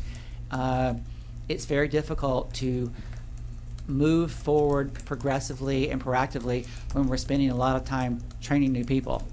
And we also did a lot of work with you all, and I commend you for making the decisions you did on all the ordinance changes that you did. When I arrived here, you could live in a house with no water and no electricity and no plumbing, and it's perfectly fine. Follow up? So, you know, I know when I came back to the commission, one of the first questions I asked of the code folks at that time was, where were we with the training with our code officers? Just for my own edification, you mentioned, Yolanda, you just finished your 4th level of code enforcement. All right, well, congratulations on it. So you're writing your paper now? Is that what you're doing? I'm on the level 3, and we take our test on the 26th. Okay. All right, so level 3 is the Legal. management, the legal piece. She already has 1, 2, and 4. So you already wrote your paper? No, What's Paper's for number sa- 5. that's number 5. Oh, 4 is safety, because they changed it. It used to be 4 levels, now it's 5 levels. Okay, okay, so 4 is safety. Okay, well, congratulations on that. How are we looking as far as the other folks are concerned? We require every officer before they can come off probation to have level 1, which is the fundamentals of code compliance. We require all of our administrative staff within a year to have administrative aspects of code compliance, which is level 2. Our code compliance administrative person is required to have 2 and 3. And we do encourage on an annualized basis for each officer to be encouraged to take additional level. All the officers, let's see, all but 2 right now have level 1, and they're recent hires, and they're scheduled for their tests later this summer. We have a couple that are going for level 4, which is the self-defense and protection 1. We have an officer who's going for level 2, who already has level 1 and 4. When I arrived here, there wasn't a single person in code compliance that had anything. Okay. Here's where I'm going with all this. Even though over the years there's been this transition of trying to keep up with the staffing and reconstituting a code department or whatever, the commission has done some things to help to support and to advance the effort, and we're seeing some of the results. I guess my statement or question this evening would be centered around the idea that there's been a lot of talk tonight about tools and the term toolbox. And what I'd like to do, I think hopefully to maybe get us all on the same page and maybe streamline our conversations going forward, is to identify all the tools that we may have available to us in the toolbox that maybe some of us are not aware of, and lay them out there for commission adoption or blessing or whatever the case may be, with the understanding that you may not be able to implement them all yesterday, but they are part of your toolbox going forward, and that staff will implement these things going forward. So I don't have to come back in 6 months and say, well, why aren't we doing this, or why can't we do this? And I have some suggestions, and if nobody minds, I'd like to just throw them out real quick. They're very, very quick to throw out. You know, you've heard me talk a lot about community outreach with code enforcement. We've got to change the image of code enforcement. I mean, yes, there's a process, and then the process is necessary to get compliance and to keep our neighborhoods relatively neat and safe. But I think we have to do a better job of communicating what 162 does for the community and what it does not do. And I think the biggest message that we can do is try to share with people the hard fact that at the end of the day, Chapter 162 does not compel a property owner to comply with their property. It's unfortunate, but most people think if you get a case in the code, that you go through the special match and somehow magic happens. And that's not the case. In theory, a property can be found in violation, can go into fine, and become liened or whatever the case may be. And the property could literally sit there and rot in perpetuity in the neighborhood. Because there is nothing in state law that prevents that forces the property owner to comply with their property. Now, we've talked about a couple things tonight, some things we can do to mitigate. We've talked about the nuisance abatement and some of the things we could do with the lot clearing and that type of thing. But generally speaking, those properties don't have to comply. The other thing we can do with our community outreach is also talk about the things we have been doing that are positive, that are making an impact on code enforcement. Because folks sometimes think we're not doing anything at all. That somehow it's just one big wind tunnel that we're all talking into that doesn't really produce a lot of results. I think that there's two other pieces to community outreach and communication that are very important. The first one is something that I asked for many, many years ago, and that was some sort of an information packet of resources, if you will, available resources, to a property owner who finds themselves with a notice of violation. So instead of just saying the notice of violation, saying you've got 2, 3, however many violations, also have a pamphlet of agencies or nonprofits or some group of agencies that folks can reach out to, so they don't, somebody just doesn't sit there in pure, what's the word I'm looking for, stunned, what do I do now with this notice of violation? So that's something I'd like to see come to fruition. The other thing is, as we move forward with with what I like to call the no license, no lights ordinance or resolution, I think it's really important that we hand out the state landlord tenant laws pamphlets, if you will, at utilities when people get the utilities turned on. So they have an understanding of what resources are available to them at the state level, what their landlord's responsibilities are, what their responsibilities are as tenants.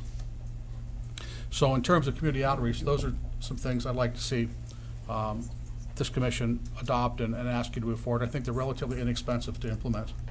Okay. The next piece I have is, you've heard me for years ask about the infamous standardized rental sign issued by the city. It's a yard sign, and basically it'll have our logo on it for rent, and it'll have a space for that property owner to put their license number on. So when code enforcement drives down the street, they see the sign, they can run the number to see if the property is complied. But more importantly, when they ride down the street and they see a Home Depot sign or a Homemade sign for rent, that's a red flag that maybe this property does not have a business license or a rental license. The next thing I'd like to see us take a look at is the creation of some very elementary landlord class that we hold maybe on a quarterly basis or a semi-annual basis, where we invite people to come in and we explain to them how they can better maintain their property as far as basic minimum housing standards are concerned, and also how they can maybe do a better job of attracting a better tenant if they're having trouble with their tenants. Whether we have a discussion about background checks or credit checks, whatever the case may be. That seems to be very effective in some communities. I know Milwaukee does it. The city of West Palm Beach does it. I'd like to see us consider having that done, because again, that's part of the outreach piece. It's one thing to notice somebody for a violation. It's another thing to give them all the information we could possibly afford them so they don't have to have a violation in the future. Couple final thoughts. I think Commissioner Amoroso, you were talking about the LLCs earlier tonight. Even I don't understand how quickly LLCs can be formed and flipped, and it's a real cat and mouse game. I think we need to find a system or a person or some process that we can stay ahead of these folks that are flipping and changing their names to try to avoid being identified and or being placed into repeat offender status because of the violations they accrue. I don't know legally how we do that, but there's got to be a way to keep folks from beating the system. The same property owner just changing their name to beat the system going forward, and they're going to be a habitual property offender. Another thing I'd like to see is we know that there are a number of very large property or large holdings of property owned by individuals and or corporations here in the city. I'd like to see us come up with a plan to identify who these folks are and assign one code officer or a specialist, somebody in specifically to deal with nothing but that person's or that entity's properties. That way you don't have the situation where we have with small children. If you like what mommy says, you go to daddy to get the answer. So they can't get into multiple violations of different properties and then, bamboozle one code officer versus the next. You'll have one code officer that has their whole portfolio and, they can really deal with them in a much more effective manner. And the last piece in that category is 162, statute 162 also provides, of course, it provides us the opportunity to foreclose on property, and it was explained earlier that in order for us to do that, we'd have to buy out a mortgage if there was a mortgage in place to get clean title and all that goes with that. Clearly, that's not realistic in most cases because of a lot of reasons, but more specifically with the housing market bust and all that went on during the heyday of the housing market, people went out and leveraged those homes for ridiculous amounts of money, and they're certainly not worth that today. So there's no way anybody with any reasonable expectation would think that we could buy out a mortgage for somebody that's trying to hang on to that property.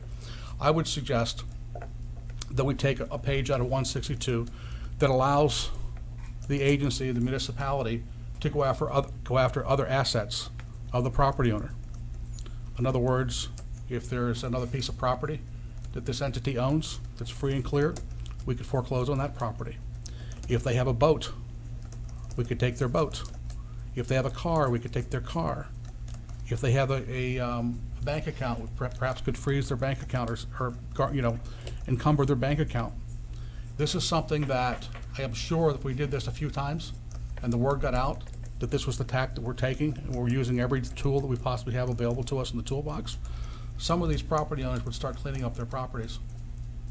I know I would be very disappointed if I woke up one day and my car was gone because I'm a bad property owner, and the city took the option to take that tact. And the last, and perhaps maybe my favorite sort of, there is a little thing they do in Milwaukee, and what do we call that, William? Shaming? Yes. And this is how it goes, basically. And this is a little rough, so, if the press is here, please don't, write it up exactly what I'm going to say. So basically, what you do is you put this huge sign in front of the property that's in violation that basically says, hey, if you don't like the condition of this property, call Joe Smith at 123 ABC Street in whatever city they live. And believe me, that's very effective when people drive by and they start seeing who the owners are of some of these slum properties. And that's something I think that we need to take a look at and as an option going forward. Again, the purpose of all these things that I've mentioned tonight is to get consideration from the commission and see if these are tools that we want to consider and put them at the disposal of the code department at such time that they can implement them in an efficient and productive way. Thank you. Commissioner Robinson? I just, the resolution for your utilities is in existence, right? Yes. And that's hopefully that'll work out. The other question was, when we go, the employment field, we don't require, we get people that have no background or no experience or no education, no certification applying? I mean, that's the field we're working with? Well, not necessarily. We have hired some people who had extensive code background and some who had certifications. And unfortunately, everyone we've hired has not worked out. Okay. Well, hopefully this new turnover every, 3 months or will work out this time. I just am astounded that I see violations that have even been written up and nothing's being done. The abandoned cars are still there, and it doesn't. I don't know what kind of training it takes for that to be addressed, but it doesn't seem that difficult to drive by a car that's is totally inoperable, red tagged, and is there for more than 6 months, and I've seen it. And I don't know, the training is important, but the results are important, and I would hope that in the next year, the results of code enforcement are going to make a difference. Commissioner Hardy? Yeah, I had 3 questions here, and I guess I'll follow up on Herman's. I'll start with my last first. I totally get what you said about how when you came in here, you had people who weren't certified in anything, about how the department had really been gutted, and about how that really negatively affects the city. And you're not starting from zero. It's like you're starting from a negative plane and having to work your way from zero and then finally get into the land of doing positive things. I totally get that. And I can't speak for anyone else up here, but while that's true, right, I can't tell that to a voter. There are 2 takeaways from that. I guess, the first is just, it's really important for all of us to remember that our results matter a lot more than our explanations for why we don't have the result that we want. And then the other thing is, there are clearly some very, very good things happening in this department. Clearly some positive movement being made, but a lot of people don't know about this stuff. And so beyond meetings like this, where things are made available to the public, you can go on the city website, you can look at the backup, you can watch the videotape. Beyond stuff like that, I think as a city, we have to figure out how can we communicate the positive news about Lake Worth and the strides that we've made to govern well. I think that's really important. We had this discussion at the FAB meeting 2 weeks ago, because there are a lot of good things happening here, but we don't have a Facebook page. So there are some things that we can do that I would ask the city manager to try and brainstorm, perhaps along with the city attorney, to figure out what we can do to get information out there that doesn't make us, get in trouble for putting certain information out there. Let's put it that way. So that was the last, I guess, thing that I had here. The first thing is, I understand that other cities rotate their code enforcement officers throughout their district. My understanding is that West Palm Beach, and maybe I'm wrong, but my understanding based on a conversation I had with the commissioner there, is that West Palm Beach rotates theirs every 8 months. And why don't we do that? I've spoken with people who feel like the code enforcement officer in their particular district understands that he's the only person in their district, and can maybe do things that he wouldn't if someone were coming along maybe 8 months later. I'll give you an example. I was a teacher, and last year I was in elementary school, and we would rotate our students every so often, right? So I couldn't get behind with a certain group of students because I knew I had to hand these students off to another teacher, and I personally didn't want to get embarrassed. And so as we figure out, what can we do to get our code enforcement department right, I think maybe we should look at rotating the officers. Not necessarily having them do things all throughout the city. I totally get them about, not dancing, all around the city, but maybe we should think about rotating them. And if you could tell me, why don't we? What's the rationale behind not rotating? Commissioner, you bring up some really excellent points, as well as Commissioner Maxwell. Let me backtrack just quickly. We have already identified that there is a need to communicate. The public does not know what code compliance does or has done. We work closely with with Ben in the PIO office, the Public Information Office, to insert this month, I don't know if they went out, but in your utility bill, on the back side, we have one whole page, and it talks about the success of code enforcement, what code enforcement is about, and it features a property that went through the whole process, and it was brought into compliance. And it's one full page, and that's our initial effort to kind of get the word out that, hey, code is out there and this is what we're doing. So it's a really, really great story. So we're trying to do that as Commissioner Maxwell has asked us to do, and try to get the word out. And working closely with the office as well. They can't give us a whole page every month, even though we asked. But what they will do is we'll work with them to have like a piece that deals with our department, community sustainability, every month, like a did you know, or something, a success story, so they know that we're out there. So we certainly appreciate that. We want to put solutions in place. We don't want to put citations or notices. That's the goal. Put a solution in place, and that'll tie into maybe some of the information that Commissioner Maxwell had mentioned too, about having something that we hand out, an informational piece. So communication and education is really going to be key. We have some other ideas too. We're going to get into the neighborhoods, and we're going to try to educate the youth as well. You know, it starts at home. It starts at home. I have to tell you a funny story. It was when I was working in another municipality. We had like an activity book, and we went into one of the schools. Some of the private schools, trying to get into the public schools is like a nightmare. There's so much red tape. So we went in through the back door, but we were educating the students. It was so cute because there was this little boy that said, "Oh, I think my mom or dad got one of those little notices of violation." So he was so in tune to what was going on, and so just interested in absorbing what it was all about. So we want to try to do something like that, get into maybe the schools, or maybe do it with our community liaison, who is going to be a key person in getting out to the neighborhoods. And so we're going to try to educate at all the different levels. But to answer your question about rotation, yeah, I think it's really important. You know, I think all the officers, as William had mentioned, they're all so new. So they're all kind of new to their zone. But at some point in time, you do get burnout, especially if you're in a rough neighborhood. So, you know, in my experience in the past, we rotate people out.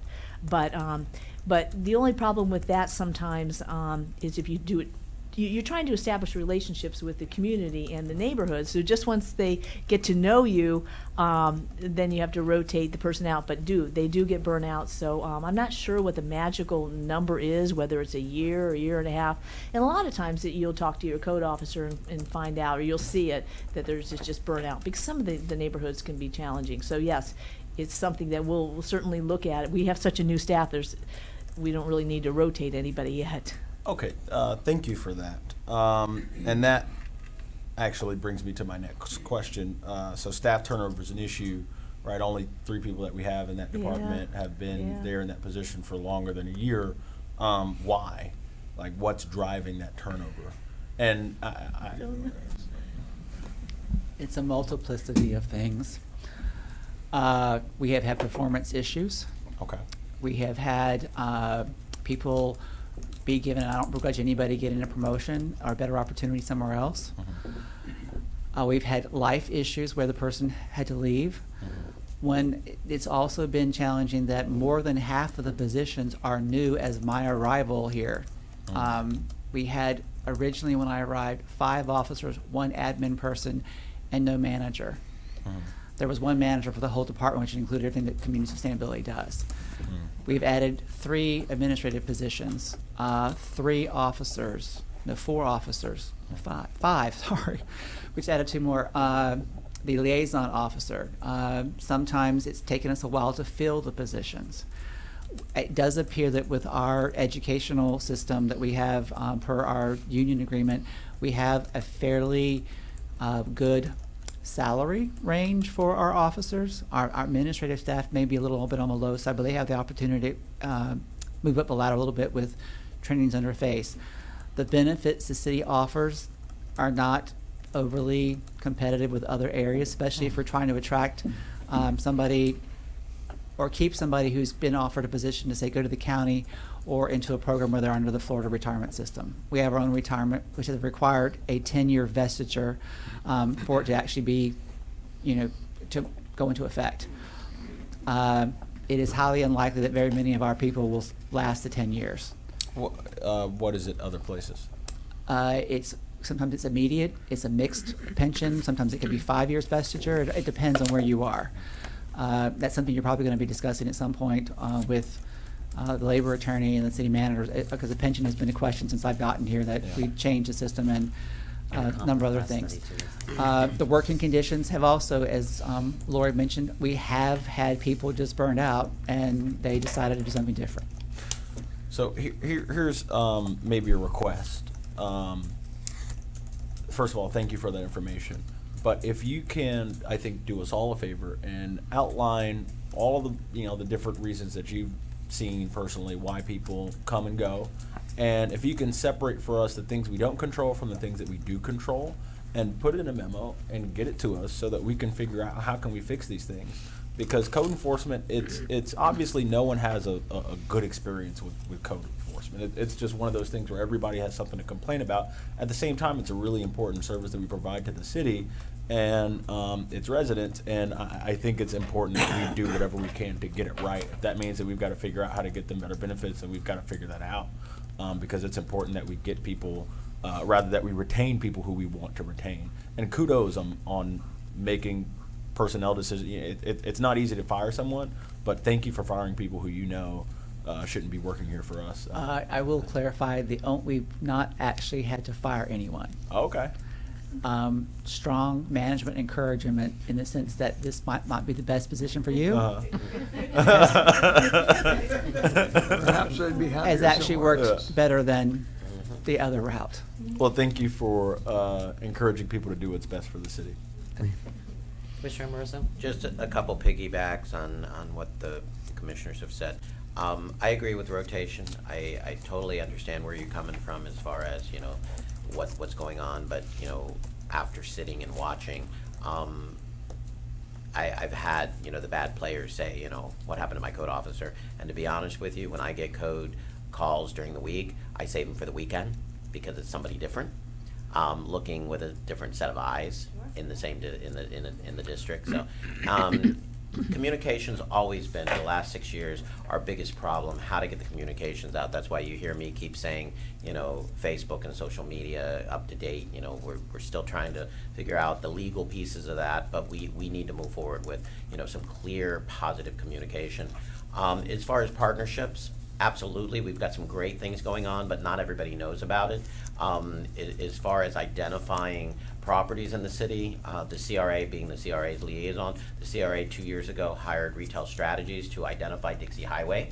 So we know those businesses that we can work with the CRA and identify if that's a direction we want to go.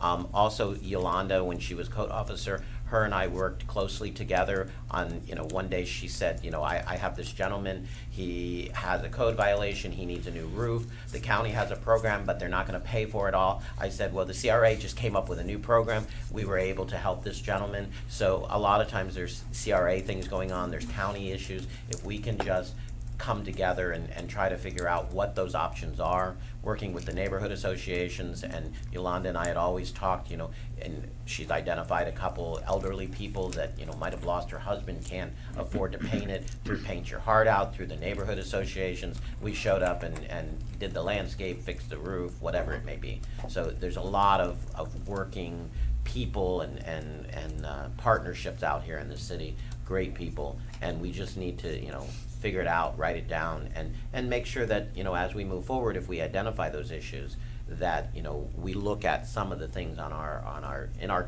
toolbox to help these people before they get a code violation. I totally agree. Communication is really going to be the key in establishing that relationship with our community, and that's why we're going to work really close with the community liaison to get out there and get the word there. And again, you're absolutely right. We can help put solutions in place for those people. There's always going to be the violator that has the means that just simply does not want to comply. But I think that 90% of our people out there really do want to comply. So if we can help by offering the solutions, whether we do like a Paint Your Heart Out day where we go out in the community, we've talked about that already. And then, get different businesses to donate, landscape material, and we just provide as the department, the labor. We've done that in the past. I would love to do something like that here. That's so cool.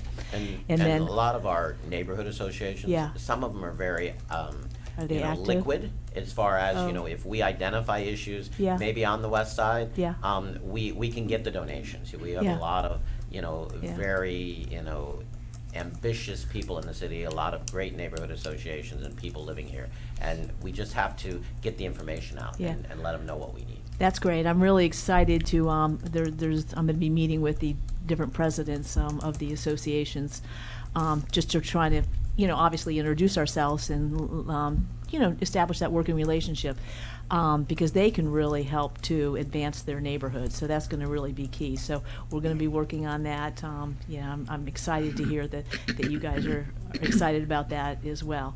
I do want to share with you, Commissioner Maxwell had, a question about, it really comes down to the relationship you have. My experience, we worked with the fire department. They were a fabulous organization. They were, but we just have to establish that relationship with them. So if they will allow us to go out and do the inspections with them, and then, as William has mentioned, we just run it through the magistrate. It's just it's the life safety. It's just another code, just like we enforce the Florida Building Code. They enforce the life safety code. So they write their code, we write ours, we run it through the magistrate.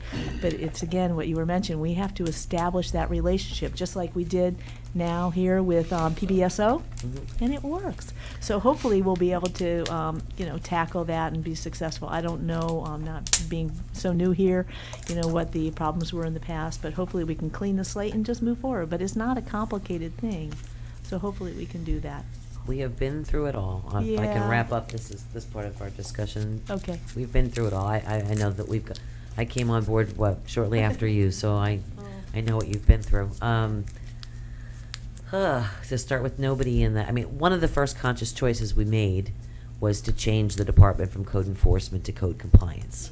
So that spoke volumes, I think, in reference to what we were trying to do, and recognizing that there were good players and bad players, both on our own code enforcement team and in the public. So we've been through a lot, baby. We've been a long way, baby. The ordinances that we changed were really important to us to give us the ability to go after some of these things. But we've also watched the Times do things. What was maybe a former slumlord who owned a quadplex in a certain neighborhood or whatever that was getting $400 a unit for those who now today maybe owns a sober home, and that property has since come into compliance and he's now getting $1,000 a month from two people at each of those items in the middle of that fourplex. The times have changed. Things have changed. I've mentioned this before. I like to say this, that we're sort of like when you have children and your children are growing up in your house and you don't see them for a long period of time, and then your auntie comes to visit and she says, "Oh my gosh, look how big Billy got." We're so in the trenches that we don't see things change, yet we know that the snowbirds, when they come in, or relatives that come to visit us from year to year or every couple of years, see, wow, look how things have changed. I think for us, you can start when you go down certain streets and you start to see homes, that one house that fixed up way back when. Well, now you've got 12 homes on your stretch from downtown to here that you see, oh my gosh, I didn't know there was a house back there. You see that coming out and being fixed up and painted all this pretty colors. So, we're starting to see those types of things happen, and a lot of good has happened. We've witnessed a lot of good.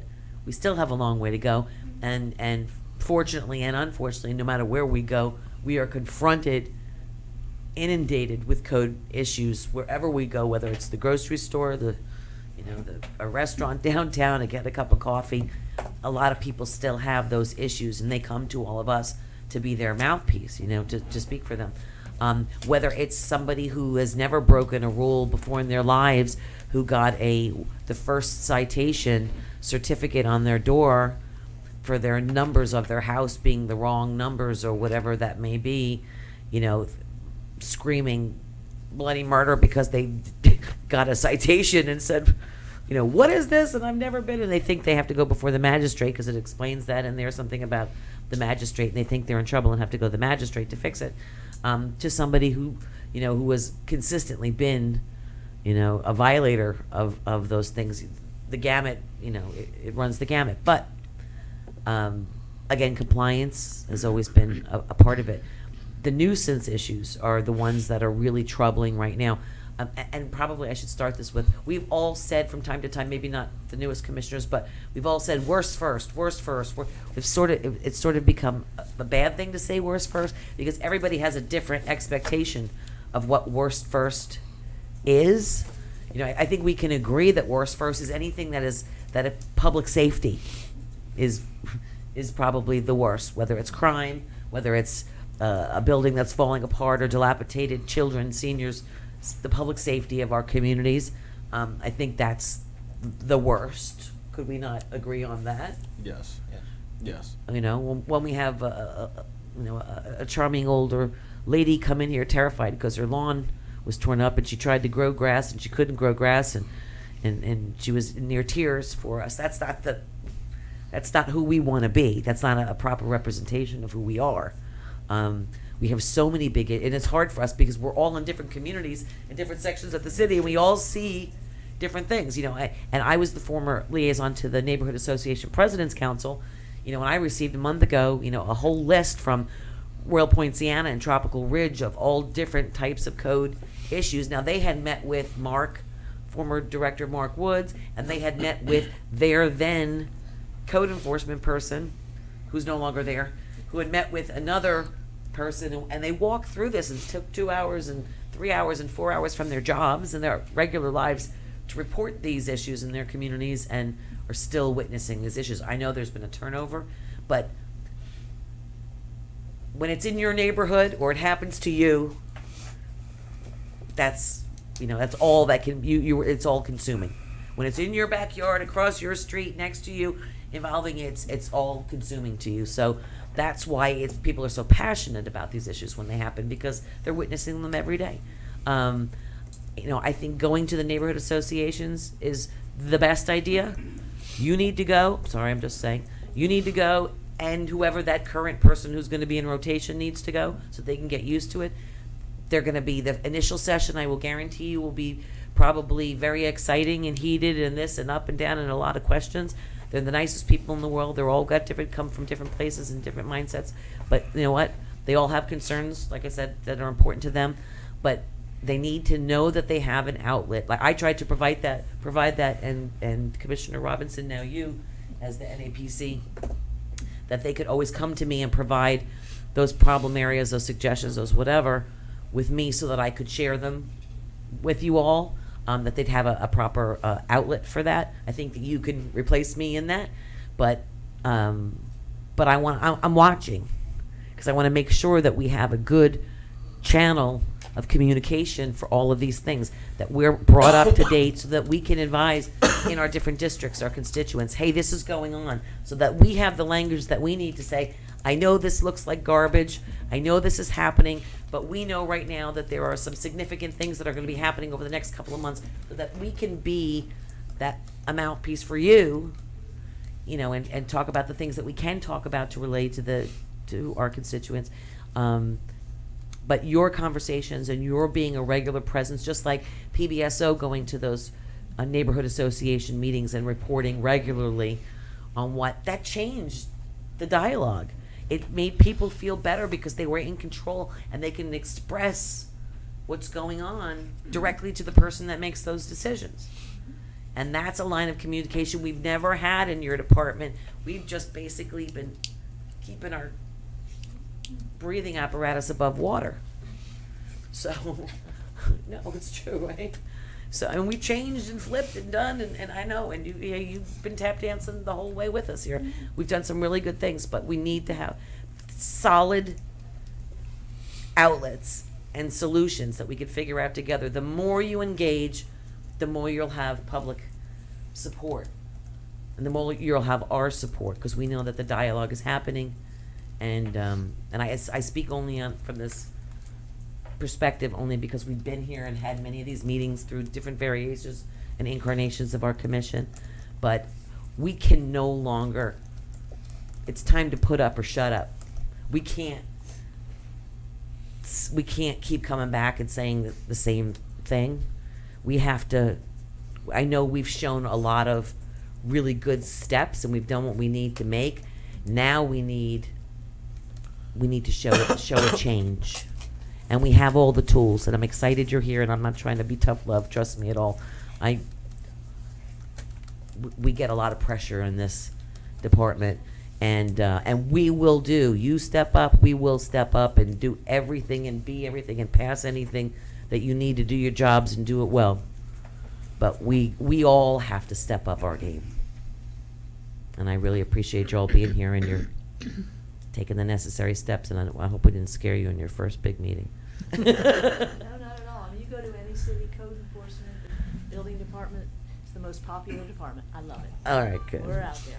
All right. So, no, we're very hands-on, and we're really trying to change the climate internally too. I think we've got a rah-rah team, and we're trying to change the overall atmosphere within our whole department too. Well, welcome to the family. Yeah, thank Let's you. take a quick break. We'll get on to the next item. Thank you.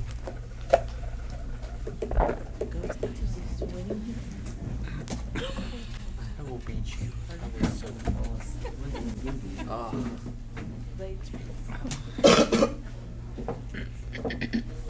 The lights are still on. They are. Be careful. So I was gonna say, No, they are. is there anyone who's here to hear us? If not, let's just get to the topics. And he. Let's get to the chase. Let's cut to the chase. Let's be quick about the chase. Yeah.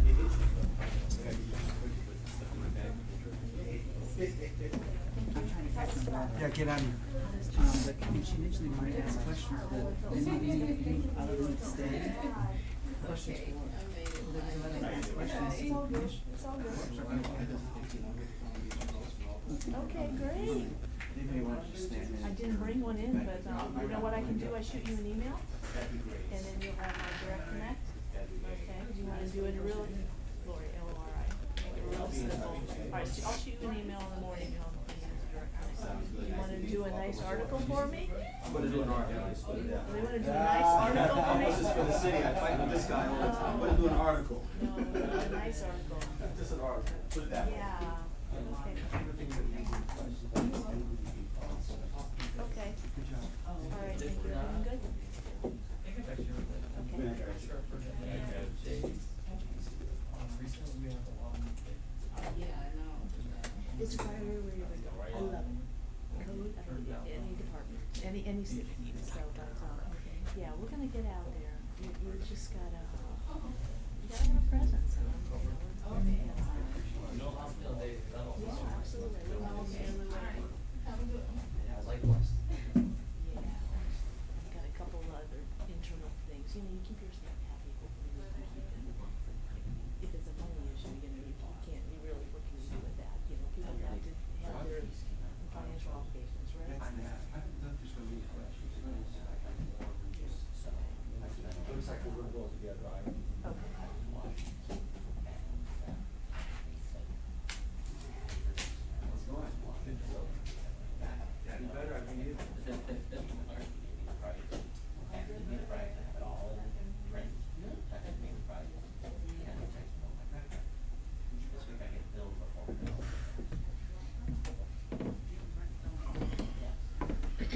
Where's Bornstein?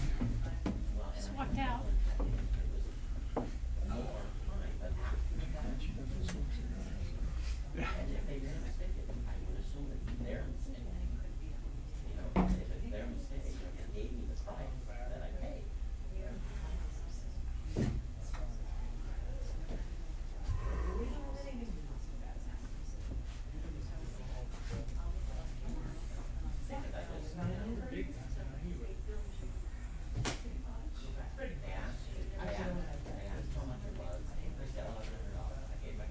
So HR hires them and William fires them, is that right? William suggests that maybe they would enjoy employment somewhere else. Yeah.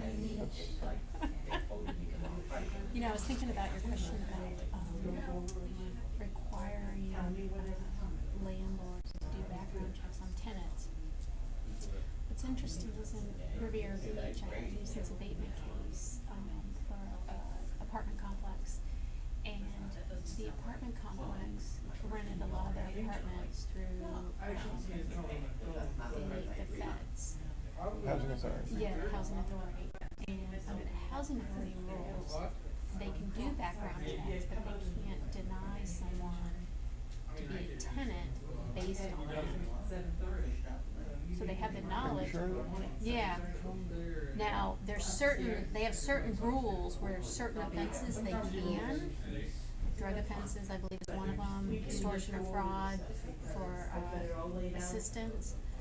But if they have other offenses, they can't use those to prohibit them from to deny them tenancy. So we had an issue with putting in our abatement order, they had to get background screen, and they said they could do it, but they can't rely on them to not rent to them. And I don't know. Well, I believe that. Right. But on the public, but sure. What was the complex? It was Stony Brook. Which is owned by the housing authority. It's privately owned by a group out of Tennessee, but I believe managed. It's managed separately, I know that.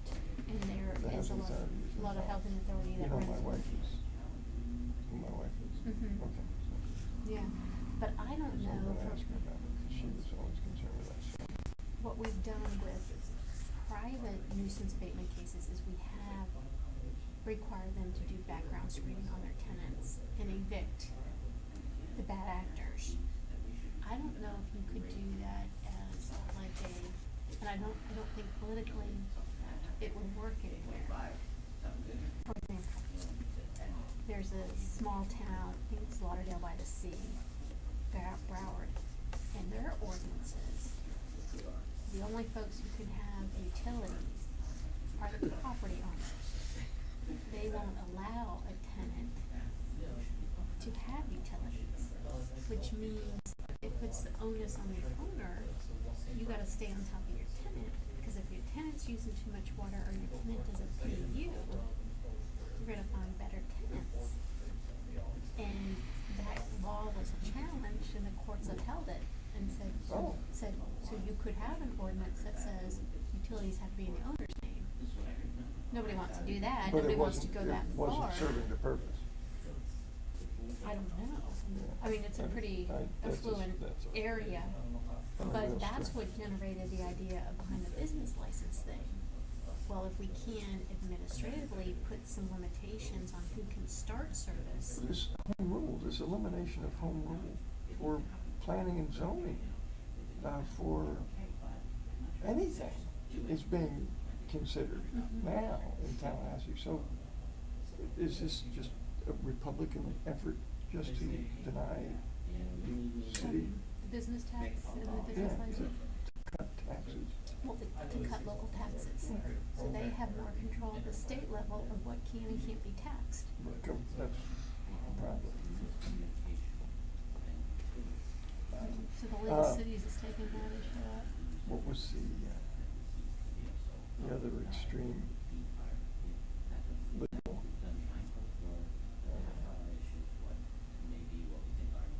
Well, they passed that thing a couple of years ago that you couldn't amend your charter to include provisions that really should be in your comp plan. Well,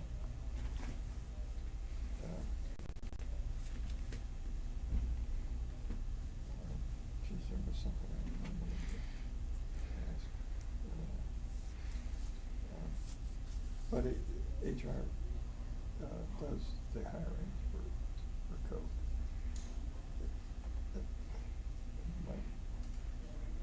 I don't know, if it isn't working, something's,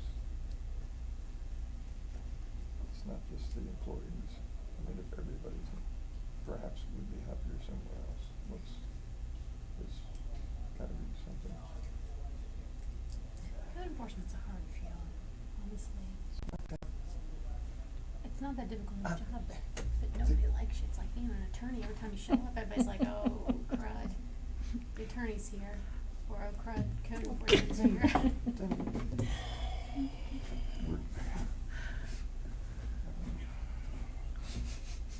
Yeah, Are we still on TV? Yeah, I think the mics are on. The mic's on?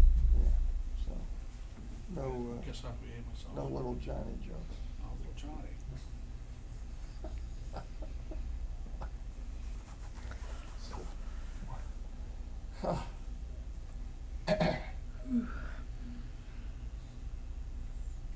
shouldn't take more than half an hour. I wouldn't think.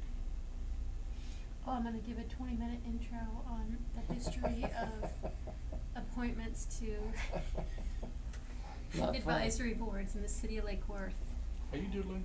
I am doodling. It's actually the way I listen better, because if I just sit up and watch, I tend to like Drift off. drift off, whereas if I doodle, Mm-hmm. it causes me to like Gotcha. listen better. And That's how my brain I've works. doodled and then decided to roll it up and smoke it. I have the same problem. You doodling? You doodling?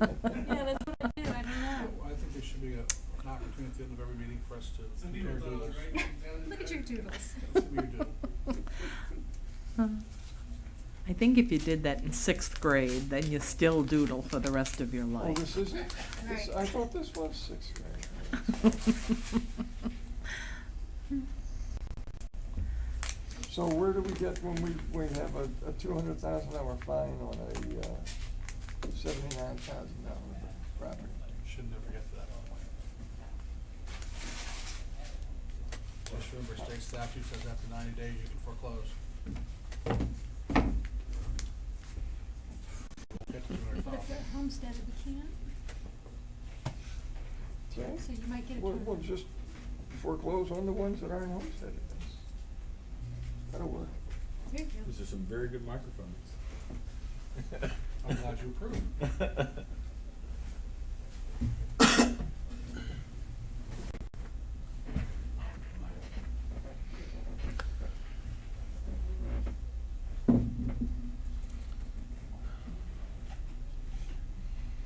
Is there a pencil sharpener? So I wonder how you guys get these pencils so sharp. It's practice. Yeah. Clerk school. You guys would be heroes to my kids at school. I mean, She's Clerk school. certified. Hey. yeah. I've seen kids spend 5 minutes in a sharpener trying to get them as sharp as you guys get them. Hey. They'll never understand. You know. So Don't have what do the we do? We experience. train level, there's our. I don't know, we have an maximum electric level. pencil sharpener and the girl that does it. Yeah. She's, Oh, yeah.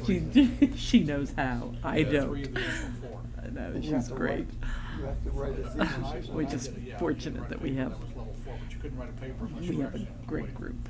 Yeah. And I look forward to your coming down, So they I would think not on write Friday. I think that's what it is. Yeah, So what whenever they've you done get since there, you then, don't have to that worry level about like waiting till the was last safety. minute. If you're here, just come down, because You have to we'll be write a around, paper and I for just it. want you to meet the staff and see what we do and all of that stuff, so it'll be great. But I have 3. As far as the safety, I don't need that one because I just, And when HR puts an ad out, they can't. You know, when you require see it. it, that's unsafe. what's that? You know, when you see it, that's unsafe. Put his jacket, see if it You know which ones to be on now. Oh, there you go. Does it look different from this side? Does kind of look different from this side. This is the worst seat to be in for the Pledge of Allegiance because it's directly behind me. So I've got to get up, I've got to get on the other side of my chair, I've got to I just thought turn you a might- full 180. I thought you might put your leg in the air, because I saw those socks. Oh, And someone oh, could, yeah, somebody could I've got pledge American allegiance to flag your socks. socks. You know, our Lake Worthians should see this, but I don't know it's that not that would be a image. good, It's not- I don't it's not think that good would be outfit. good. If one of your students was watching and then you put your Yeah. foot up here, Yeah. it might not be good. Well, for those who can't see my socks, I'd say from ankle down to the toe, there are stripes. Stars and stripes. Well, they're just stripes from ankle down to the toe, and then from ankle up to the mid calf, there are stars. Oh, there you go. So there, you know. I did see that earlier. I mean, I'll let you see. This is one of the privileges you have as a commissioner. Do we do? Is there more? What's above the stars? Oh, just a big red stripe. Oh, I got you. You know? Mayor to the dais, mayor to the dais. We'd like to go home sometime tonight. Where is the mayor? Was it the Wicked Witch of the Oz? Oh yeah. Socks. Yeah. Need someone to come out and see. What happened? Oh. Okay. All right. Do this. Excuse me. Want to sit down again? I'm trying to get past Maxwell. This is the fun part. I'm not gonna touch that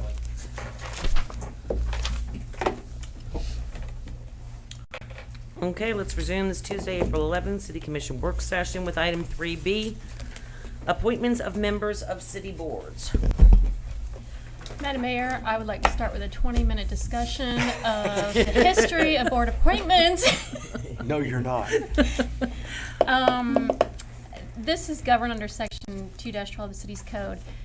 I don't know how up to speed everybody is on the board, the advisory board appointment process, but just real quick, when a vacancy occurs on a board, the city clerk or the designee of a city clerk contacts you and says, hey, you have an open slot on a board. You got 30 days to make that appointment. If you don't make that appointment in 30 days, you waive that appointment, and it opens it up to the rest of the commission to make that appointment. So that's the process that's currently in place. What we have for topics of discussion. May I ask a question in reference to that? Yes. Example, I needed to make an appointment to a board. I didn't have any applicants to said board, but I needed to appoint someone within that 30 days. In that 30 days, someone applied at the last, within that window of time or whatever, and I was notified of it, but it was after the 30 days. So now therefore, when I was made aware of the situation, there were no applicants. One person came in towards the end of that board, and I now lost my ability to appoint someone to that board because at the time I was notified that I needed to make it, that somebody had actually applied. I wasn't notified that someone had applied to the board in enough time to appoint that person within that window of time. Right. And that's one of our topics for discussion is active recruitment, and within active recruitment is some sort of notification to the entire commission of there's currently applications in these areas, or just a broad application for someone who's willing to serve. So that's one of the things we want to discuss. Along the other topics to discuss is to add a provision to address newly elected officials should they take a seat where their predecessor failed to make an appointment and that appointment is still open. Perhaps extending the time frame for that appointment from 30 days to say 45 days or what have you. And also a sunset provision for some of these advisory boards that maybe they were created to address a particular issue at the time, or maybe they're just dwindling in quorum or other issues that you want to sunset. So if we want to take these in order, the first real topic that was brought up recently was to add a provision to our current process to address newly elected officials. Right now, there is no provision in the code to do so. I believe when Commissioner Hardy and Commissioner Robinson came on, there might have been some vacancies that their predecessors didn't fill, that they didn't have the ability to then jump on those or be given additional time to make appointments. I would be willing to allow them to make the appointments that were vacated by their predecessors unless you see otherwise or can offer information that would not allow them to. Commissioner Moroso. I think, Christie, the consensus that we came to at the last one would also cover the mayor's issue, that we allow 30 days from the time there is an applicant. So that would cover new electeds too, that new electeds coming in, they would get 30 days from the point that. Well, we don't know what each circumstance was for the prior commissioners. They might have just not made an appointment, but you know what I mean? Well, correct. That might not. You're saying you want to wait for an applicant. Well, you can't appoint somebody without an applicant. Right. So Well, let me One interrupt for at a time, second. everybody. Wait If I- till you're recognized. If I may interrupt for 1 second. My understanding when we created this new process was to allow the commission to go out yourselves and find applicants and not necessarily have to wait till someone applied. Correct. And so the reliance on the application would be if you didn't know of someone who you would like to appoint to that position and wanted to see who had put themselves out for that. So I think it was sort of putting part of the burden on you to go out and do active recruiting. It sounds like maybe you may want the city to internally do more active recruiting. Commissioner Hardy? So I did a little bit of thinking about that after the meeting that we had, and my feeling is I think that there should be some responsibility on the commissioner to go out and recruit for some of these board positions. And so, for example, I am in favor of just lengthening the total period to 45 days, give you 15 days to recruit, 30 days to process or review applications from there, and then go. But if we make it such that the city commissioner is allowed to wait on an application, that doesn't necessarily sit well with me.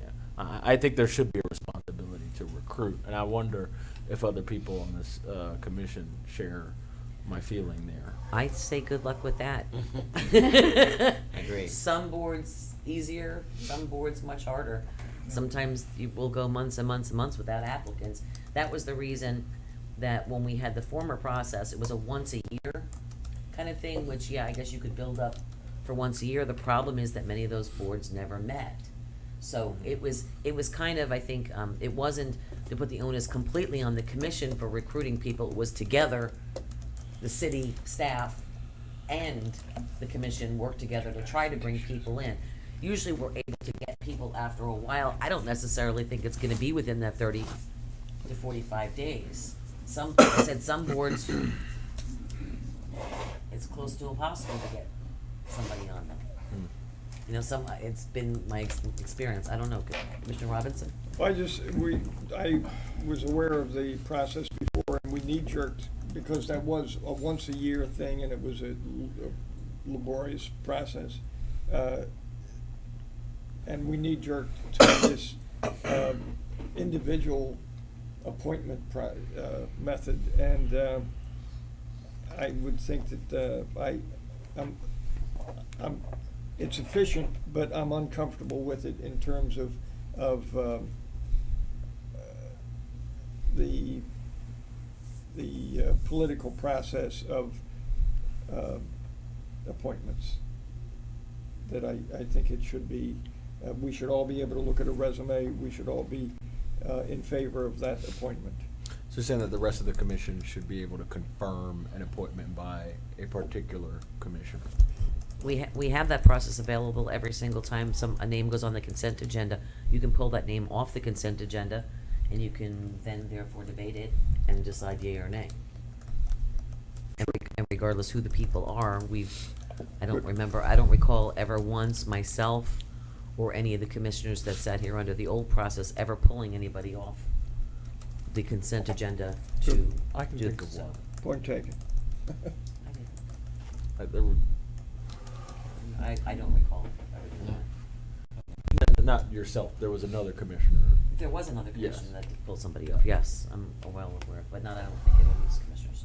Vice Mayor? Thank you. I think there's two separate issues we're talking about. First of all, as you say, Madam Mayor, if there's no applicant, it's difficult to appoint somebody that doesn't exist.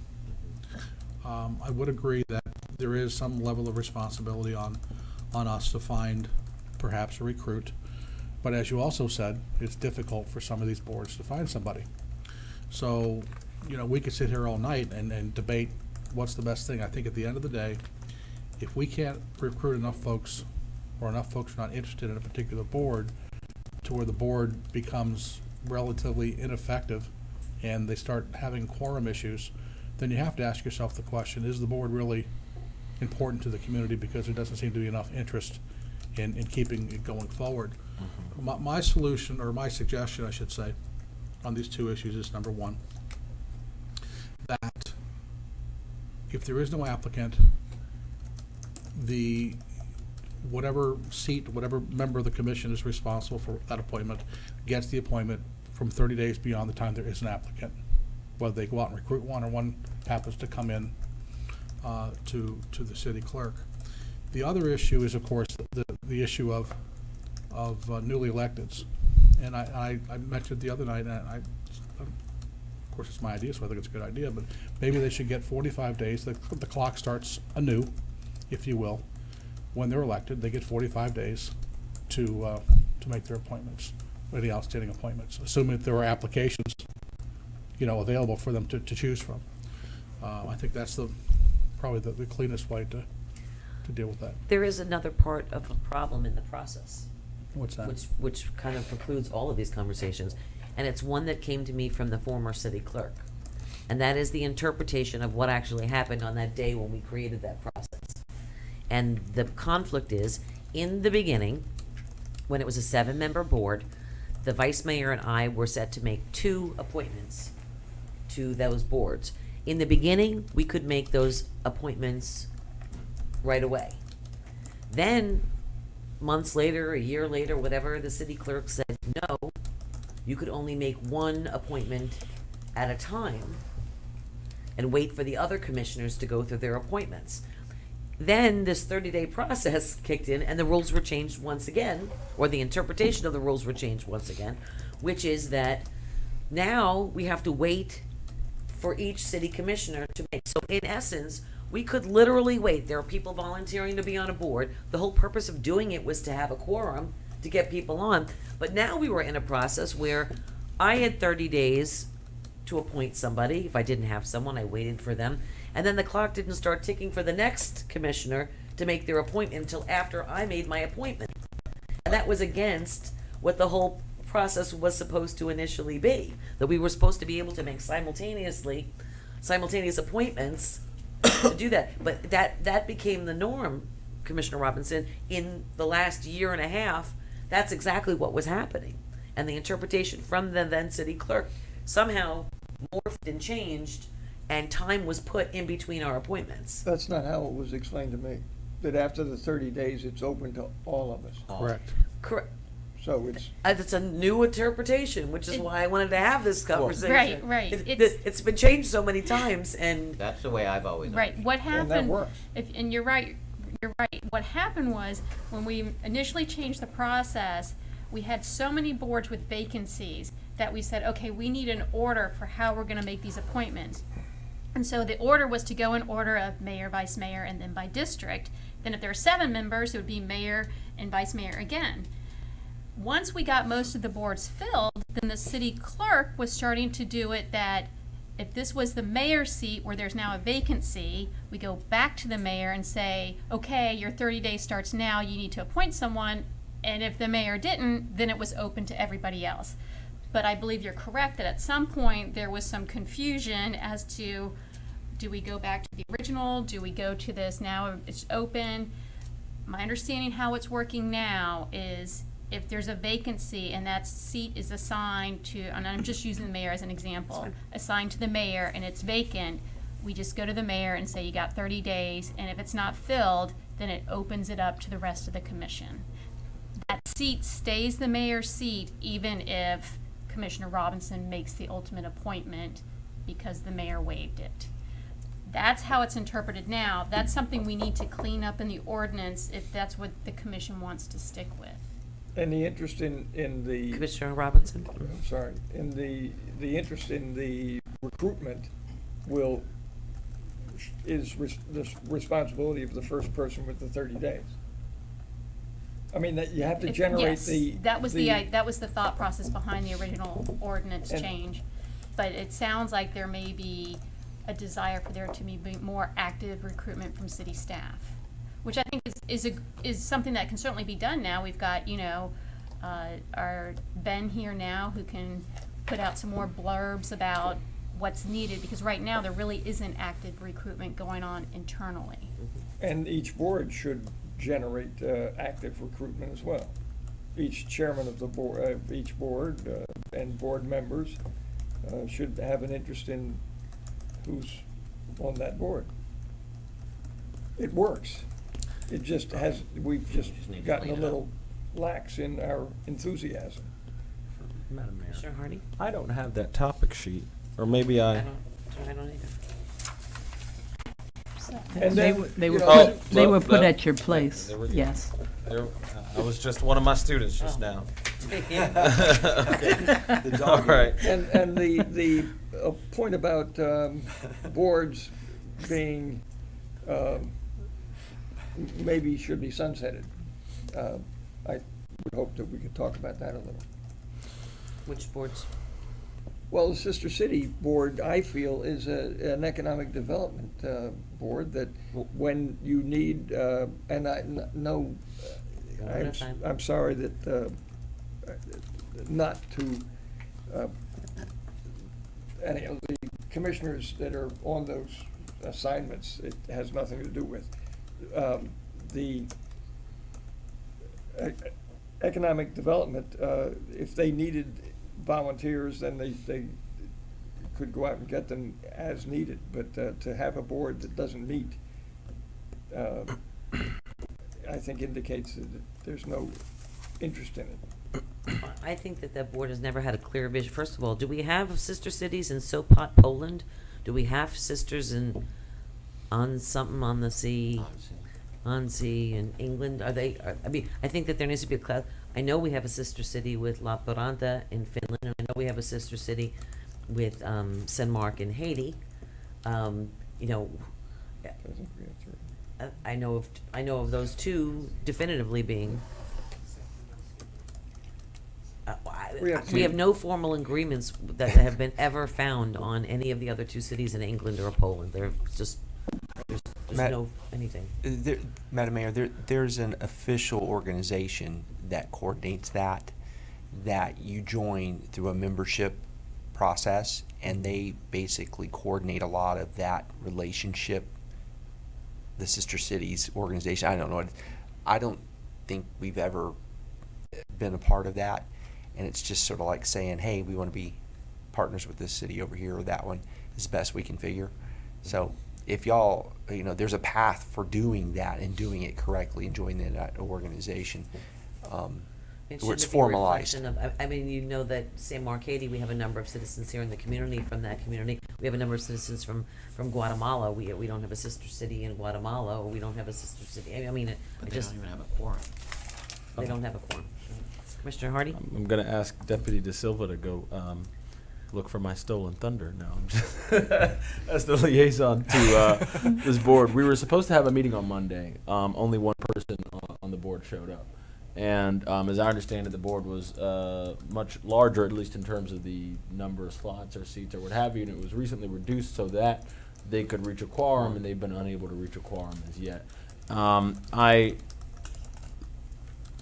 I need to talk with the other members of the Sister City Board to figure out and gauge their desire to participate in what they think the Sister City Board does, but I can tell you that the lack of a clear mission is an issue, and this was something that I spoke about with Gary. It's not clear to anyone here in the city who's, we talk about this board a lot, but no one knows exactly what it's supposed to be doing, and its members don't know, and I think it's reflected in their commitment to the board, and yeah, if we're not getting quorums, then I don't see any reason for us to waste anyone's time, and have people show up for meetings that, for boards that aren't functional, and maybe we should formalize a process to, I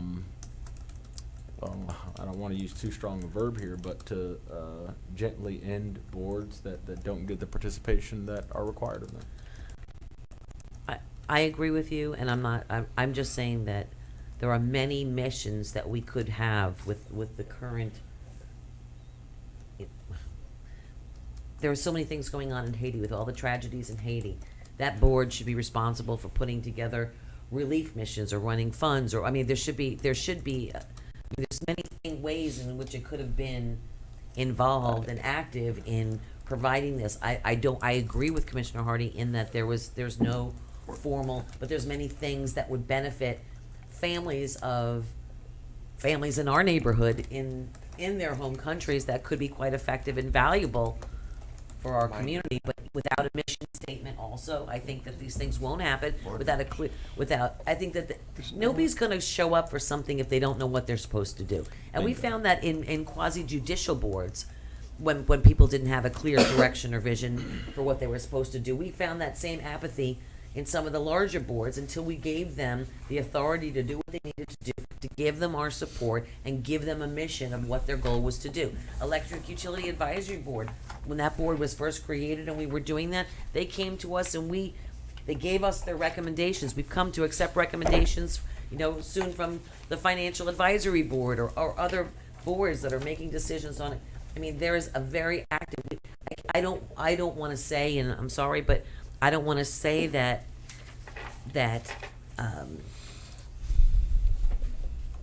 just the decisions of our city also involve the human element, and I think the Sister City Board has an ability to be an arm of good deeds and good things, handled the right way, led the right way, and given a mission to actually solve that and the resources to make something happen.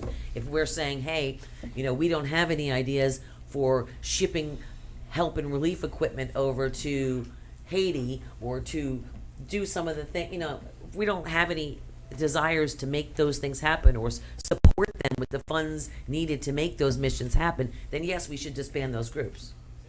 But if we can actually do something to help other communities forge relationships, travel, in exchange economic development or enterprising situations, forge relationships with these other countries to do those types of things and bring back that information from a foreign land with a different perspective, then it's valuable. If we don't have the resources to make those things happen, then I get it. But it just seems that our community and the people in our community, I think more than any other community, are the types of people that can make that happen. And I would give them a mission, give them an opportunity. If it fails at that point, I'm okay. Just don't leave them flying out there on their own and think they're going to be able to do it. Yes, I agree with that. I just have two, I guess, one question, which is kind of a statement, and then one just overt statement. The first thing is, I recognize that there are many, many wonderful things that the Sister City Board could have done or could be doing. Philosophically, though, I guess the question is, do we need the Sister City Board to do those things? Lake Worth is full of people who volunteer, and we have never lacked the spirit and the will to help other people in other cities who are going through things, in particular where they have connections to Lake Worth. That's number one. The other thing is, and this is something I learned just from observing the proceedings of the FAB board, which is, I shouldn't say FAB board because board is, it's like ATM machine, right? While observing the proceedings of the FAB, is that there we had a board that wasn't really given a very clear mission.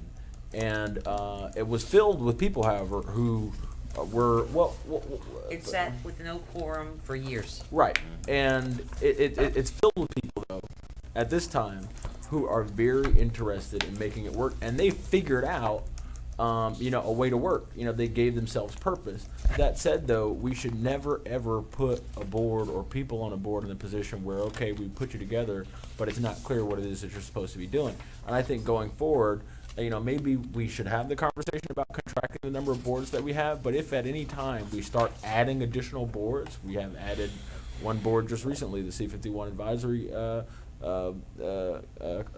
Board, as regards to the Blue Ray Trail. We need to give these boards clear missions, so that when people show up to that first meeting, they know exactly what it is that they're supposed to be doing on behalf of the residents of the city of Lake Worth. I think that's really important. Exactly. Vice Mayor? Thank you. The city manager and I have had this conversation recently. I think it's time that we go back to all the boards. Have a staff member go back, their liaison or whoever, maybe the city attorney, and kind of reboot, if you will, the mission. My understanding is, and I'm looking at the FAB Board's ordinance that created it spells out their duties in the ordinance. Each one of these ordinances speak to, their charge. And I think that if those boards find themselves wanting to go above and beyond what is directly called for in the ordinance, then it's a matter of them coming back before the commission and say, hey, we'd like to take a look at this, or we'd like to engage in this, and then we can maybe amend the ordinance or give them the commission direction to go in a different area. But I think it's important that, you know, staff go back and review with each one of the boards one-on-one what their charge is and what the expectation is as far as their role as an advisory board. I know we sometimes folks get a little upset if, you know, they make a recommendation to the commission and the commission doesn't adopt it. There's a sense sometimes that, you know, we've, what's the word I'm looking for here? We don't respect their work product or something like that, when in reality, we need to clarify that, you know, as an advisory board, you're bringing recommendations to us, and as, you know, our eyes and our ears, if you will, you're trying to bring us a work product that we can all together adopt and move forward with. So I think it's important that we just kind of go back to square one with all these boards and let them know what, you know, where they're going in that regard. Commissioner Amoroso? I agree with Commissioner Maxwell, and just like I had suggested that we have a joint meeting with the UAP board, I think we should have at least once a year. You know, I've been here for 6 years, and we've never had a joint meeting with FAB. There hasn't been one. There hasn't been one. Well, but what I'm saying, that's what I'm saying, but now there is, but, you know, I haven't heard any conversation about it. But I agree with Commissioner Maxwell that, you know, has that mission statement been shared with them and made very clear that this is the direction, and that if you see anything else coming up, that you come back to us for, you know, redirection or rewriting of that mission statement. But Commissioner Hardy brought up real brief about the new resolution that we wrote, and I need some clarity on it. Which new resolution? The Canal Advisory Committee. It's tasked with monitoring and reviewing the results of the state's engineering and feasibility. You know, I attend that meeting because it's in my district. The city manager attends that meeting, and the water manager. Commissioner Hardy has attended the meeting prior to his election. It's pretty much farther than that, and it's always been open to the public, and we don't get a lot of public people and not a lot of public input. So I'm concerned that we've now put this board together. I'm getting ready to appoint my person. Mayor, you've already appointed your person. By the time it gets there, it's going to be I think it's going to be past what this resolution says they're charged with. So I think we need to talk about that, or you know, consider that. And are we sending, you know, board members into something that they have no voice in? You know, they can look at it and make recommendations, but I don't know that they're going to have a voice in it. So it's a little confusing for me. Well, as per my request with this board, first of all, the amount of homes that are impacted directly by this C-51 canal, whether it's on the West Palm side or our side, is probably what, 50? You know, 50 maybe on both sides? And Vernon Heights. And Vernon Heights. And Vernon Heights. Yeah. But does it Not directly. Yeah, well, Vernon The Heights. project. one at a time, guys. Who Commissioner gets to Robinson? go? Vernon Heights will be affected, that's all. Okay, Commissioner Amoroso? Okay, Vernon Heights will not be directly affected by the project. The project doesn't affect them. Future development in Vernon Heights, it does affect. But what I'm trying to say is, this group has been meeting for almost 2 years now, and the public is aware of the meetings. Everyone that lives on the water, obviously they're aware of it because, you know, we've seen them and there's been different conversations, but they don't show up and they haven't been part of the process, which they could always have been. Okay, if they knew. Commissioner Hardy? But they do know.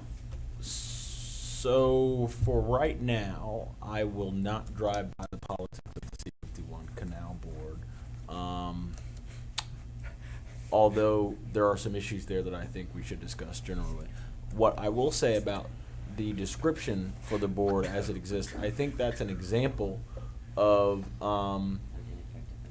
well, it's an example of a mission that doesn't give people something specific to do. Agreed. And I'm sure that there are other missions where, you know, we've set up and we've, you know, written something that works as a mission. But when people come together and sit down and have that meeting, there's still this, well, what exactly are we supposed to do again? And I think it's really, really important for us, and this isn't something that we should do as an ordinance, but I think the 5 of us should have a commitment that, hey, you know, when we put together a board, if we put together a new board and we write a mission, that it should be something incredibly specific. There should be no confusion or questions or what have you when people sit down and have that first meeting as to what exactly they should be doing. It should be clear by reading that mission statement. I think that a good way to look at this is because I am aware of the issue, because it is in not only your district, but it's also right around the corner from my house. So my neighbors are the ones who are affected by this. And the reason that I say from this is not from a political standpoint, because I'm in support of the Blue Ways to Greenways project.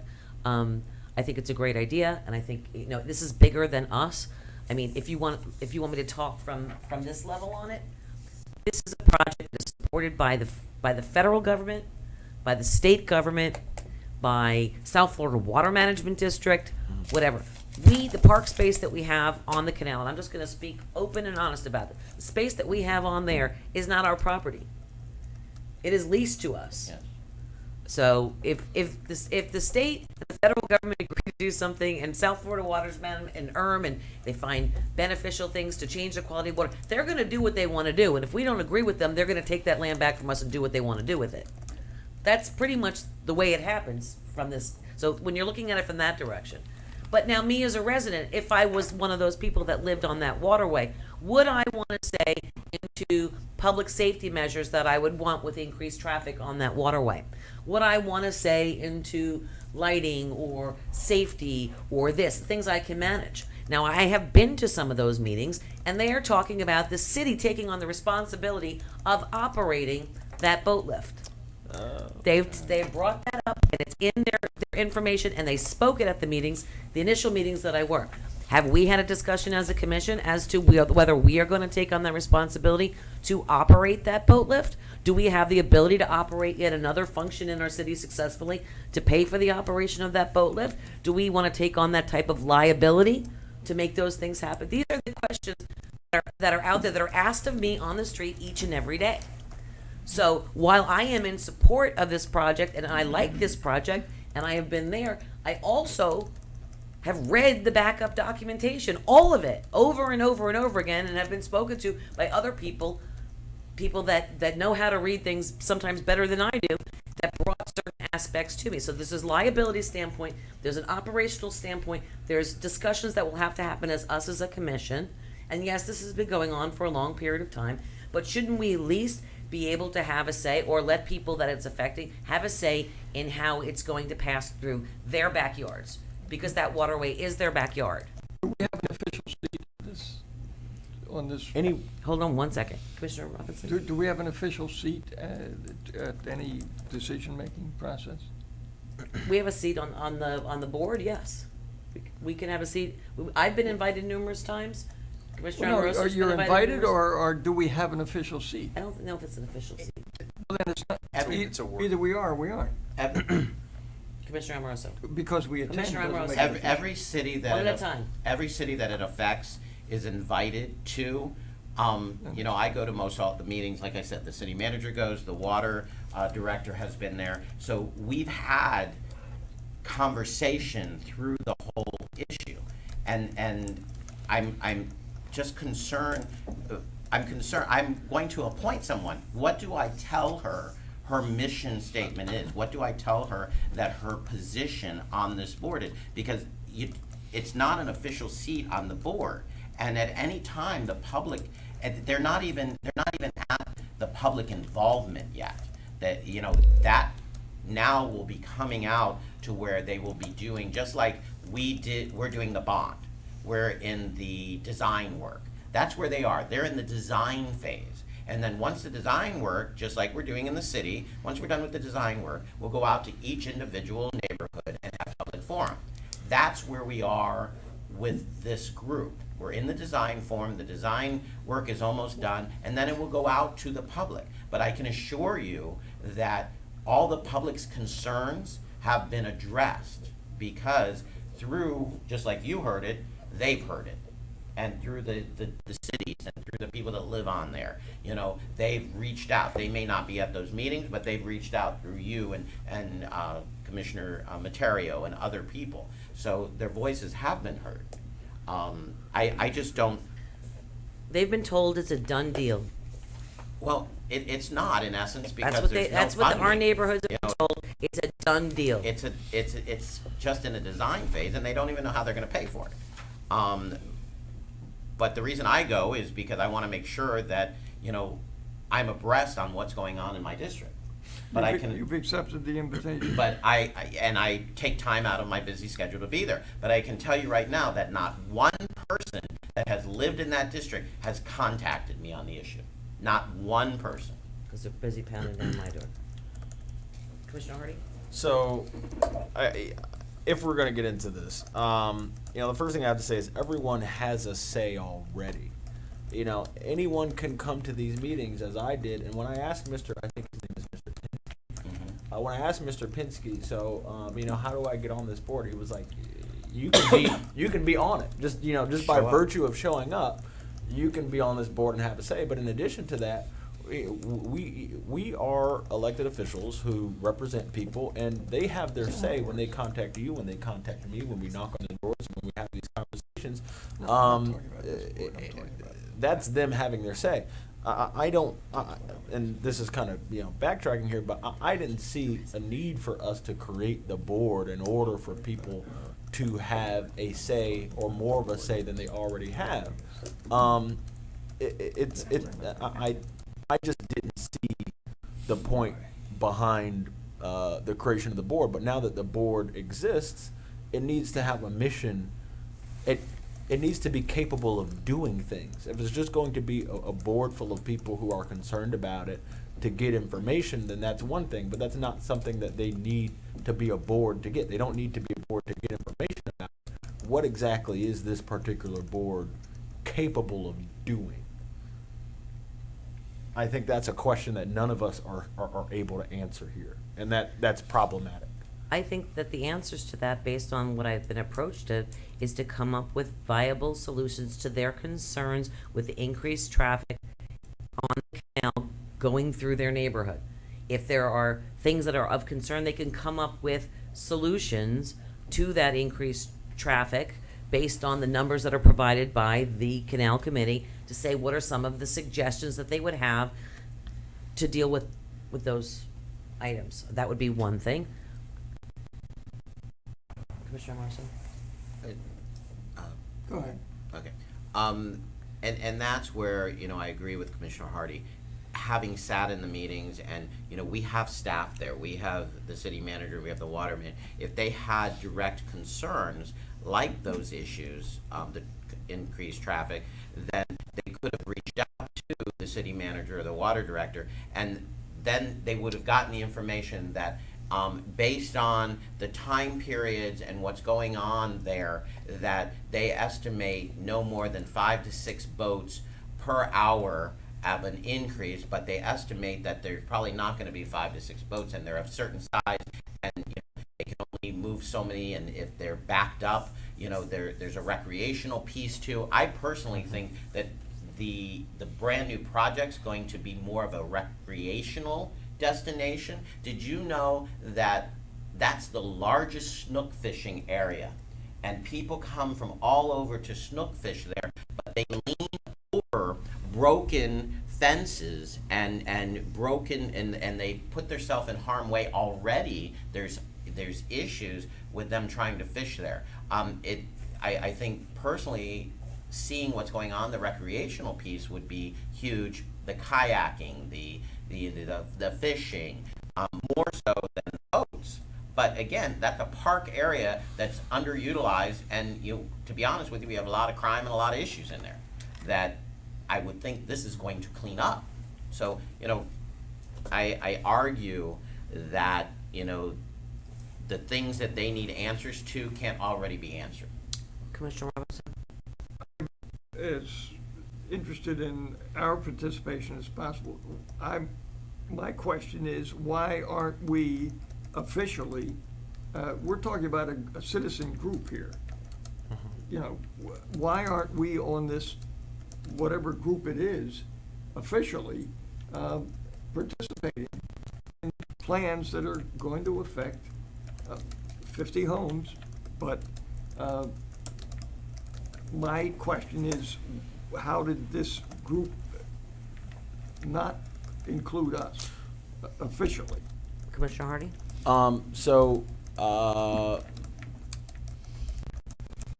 That actually, is there a way that we can put on an agenda in the future? There's a list of cities that support this Blue Way Trails project. Not just cities, but also organizations in the community here that are on record as supporting this. We're actually not on that list, even though we're one of the 2 municipalities that property touches. Is there a way that we can get on the agenda something formal so that we can, resolve to say, hey, this is something that we want, or And maybe a I'm not really sure what the process is for but And I think maybe that's the it's- first step for us as a city. How can you make that decision until you know what kind of responsibility they want the city to take on in the path? How can you support something if you don't know what your responsibility is going to be in that? I understand that uncertainty as to certain responsibilities may mean that, we have some questions. That said, that these aren't questions that can't be resolved through careful negotiation and participation in the board as it exists. Saying that we support the idea of this project going through isn't us tethering ourselves to a particular plan as to how to make it happen. Okay. Madam Mayor? Yep. Even though this has kind of gotten off topic from I the expected it fully. The last time this was discussed before the commission, I think Mayor Shalhoub, while he was president of the league, came here and had a conversation with the city about the process. It's my takeaway from my attendance at the meetings that the working group of the participating agencies and cities that are affected, that getting the money from the state, I guess it was, to fund the engineering feasibility component. And as Commissioner Amoroso said, this is still very high level in the sense that you can't really calculate out all the permitting needs and the feasibility needs and everything until you get a general conceptual design that addresses cleaning and impacts of environment, and something that the South Florida Water Management District is going to allow to be placed near their structure and get that feasibility. And then you can start to calculate the number of boats you can process and the operational costs and all those things. So there's still a lot of groundwork that this is going through. But backing down back to the conversation about the committees, I just wanted to throw in there, I want y'all to appreciate every time we have a committee, to do a committee well, it's a tremendous amount of staff effort to support a committee to make it work. Part of the process I think that we're having trouble with is when you look at a committee like P&Z, HRPB, FAB, those committees work, and they worked well because obviously we got people on board and they have a mission, but you also have a tremendous amount of staff support. And some of these other committees, because of the other things that are going on, and also I don't know that there's a tremendous amount of staff support that you've seen for Sister Cities Board, because if it's going to be a fundraising board, that's not something we can do. Right. Those aren't the types of activities we can do. So I want y'all to put that in the back of your mind as you make decisions to create boards, and if you're going to step up your game. And there's a cost on the other side of administering these things because of sunshine law and everything else, and it's not easy to do. So.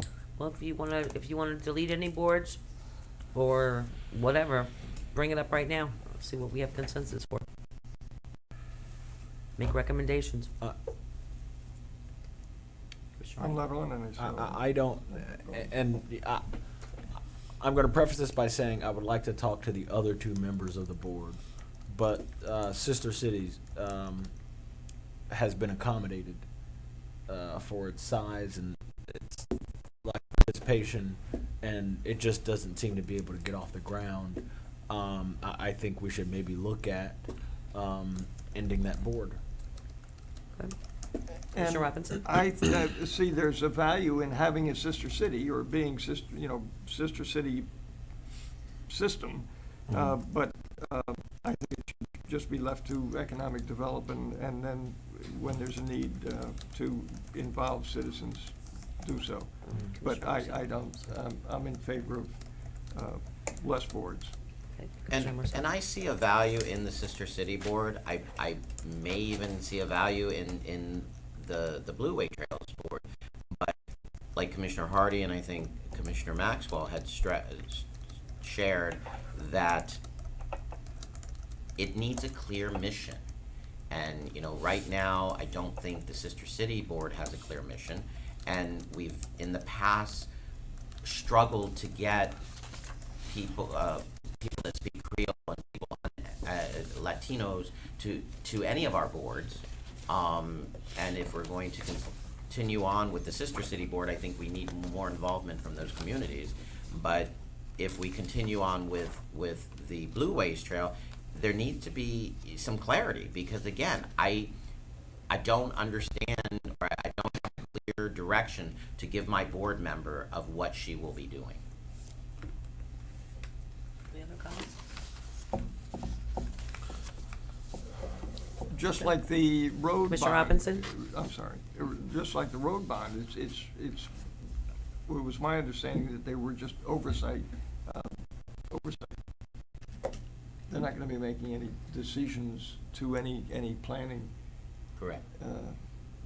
And they're not going to be making any decisions on road construction. These are more liaison committees. I don't know how you describe them, but Commissioner Hardy? Who and what would the C-51 Canal Advisory Board be overseeing? And to what extent would these individuals be doing something that we can't do? thank you. Madam Mayor, if I may get back to maybe the topics and see if we can get a consensus on some of these items.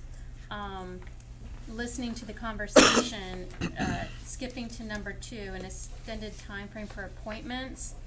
I think it was Commissioner Maxwell who suggested that perhaps within, when it's your turn to appoint someone, and the city clerk or her designee reaches out to you, if there's no application on file or you don't come forward with your own appointment, then we'll give you 30 days until there's an application on file.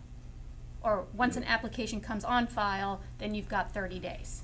So you can either pick that applicant, you can go and continue to recruit on your own, but after that time frame, then it would open up to the entire commission to come forward with an applicant. 60 days then. Essentially, well, it would depend. You'd have, if there's no applications on file and you don't have someone lined up for your appointment, the city internally would do some active recruiting and see if we can get an applicant on file. Once we get an applicant on file, that would start your 30 days. You can either accept that applicant, or you can come with your own, or you waive the appointment.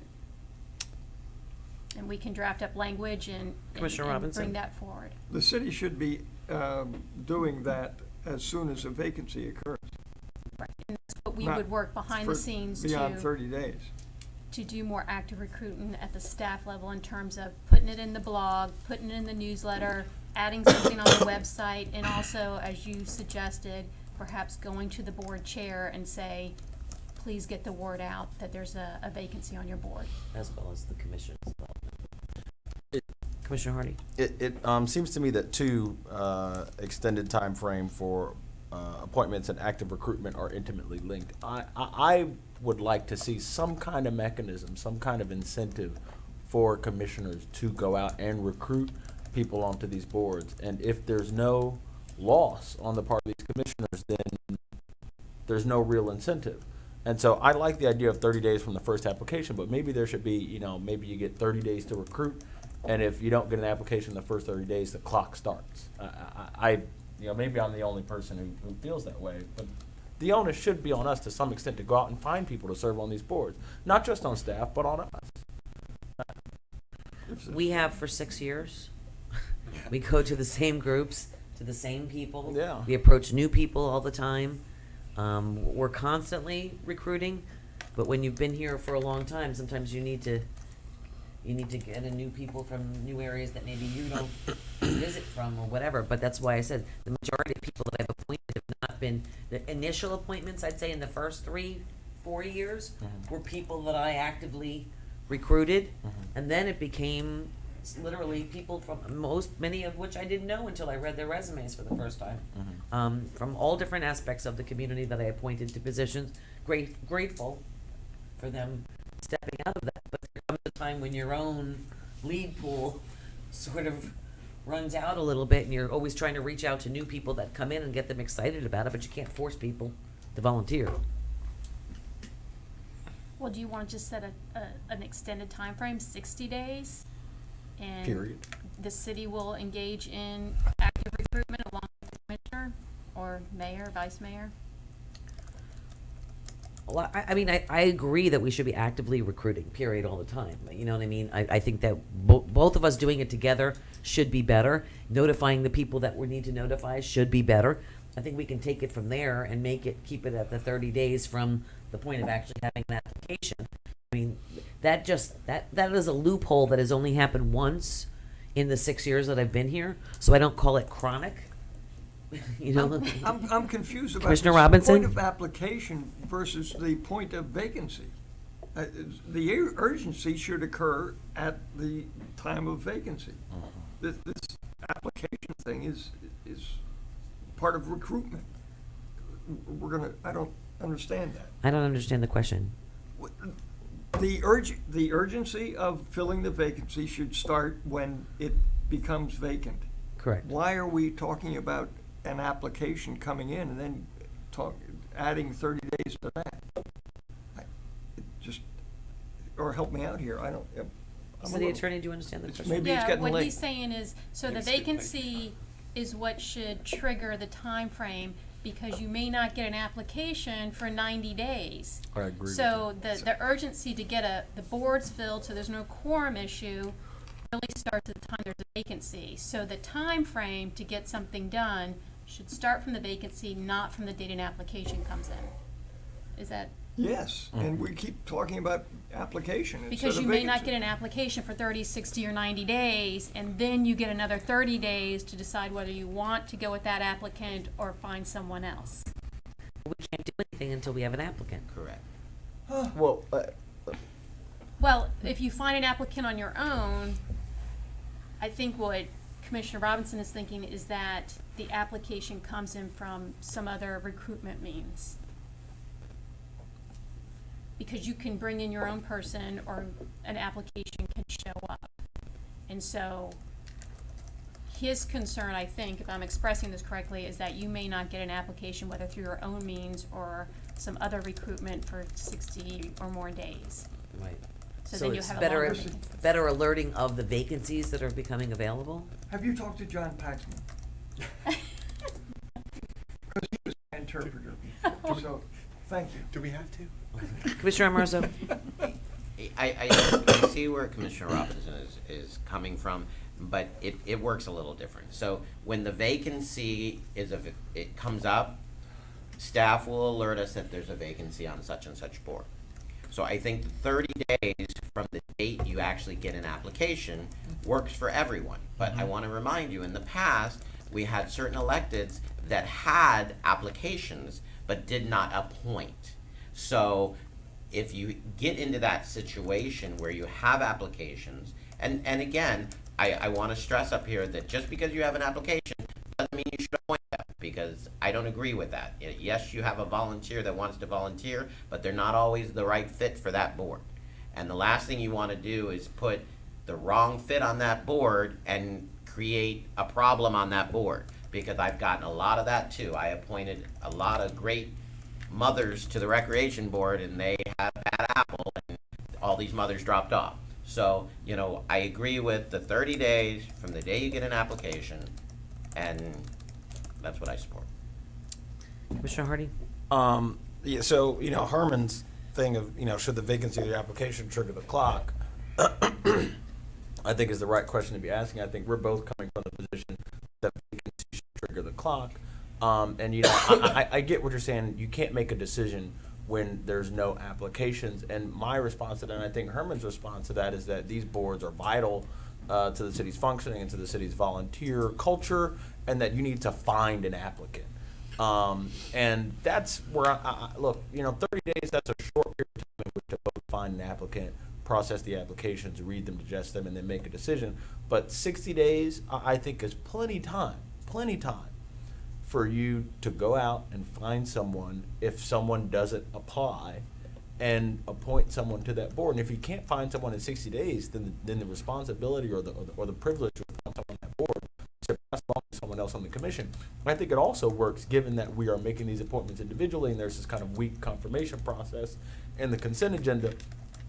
I think it also works because we all have our own ideas, and we all have people who we want on this board, and we all want to make sure that we use our opportunity to put someone on on these boards. And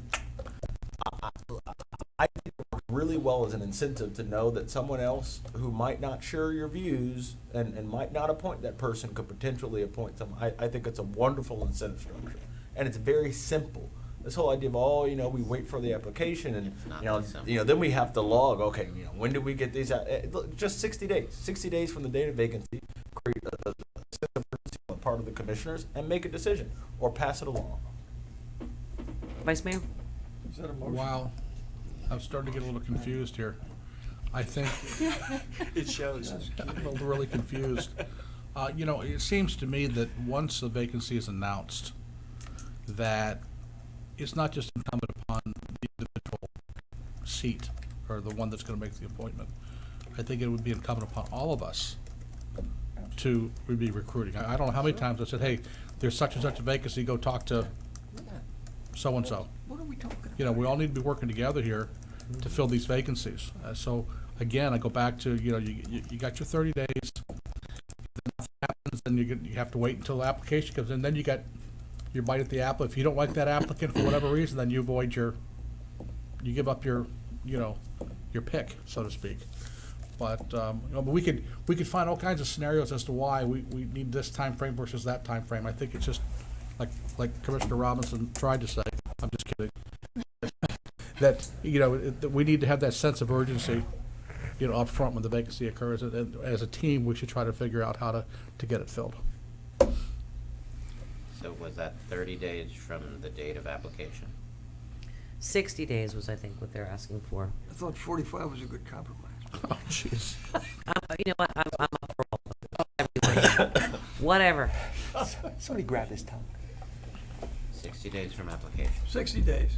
I'm for 60 days from the date the vacancy is Okay. 60 days. From the vacancy. We can't make a motion, so somebody.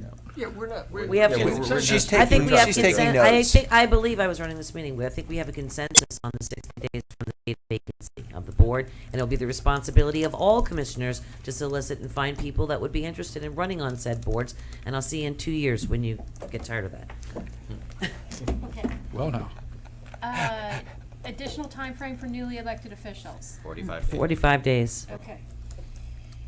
I think we've covered active recruitment. We just spoke on that. Do I have consensus on 45 days for newly elected officials? Yeah. Good. Okay, I've got consensus from everybody. Thanks. Active recruitment, I think we could put together something in the agenda for this new ordinance, talking about what the city will do internally along with the commission's efforts.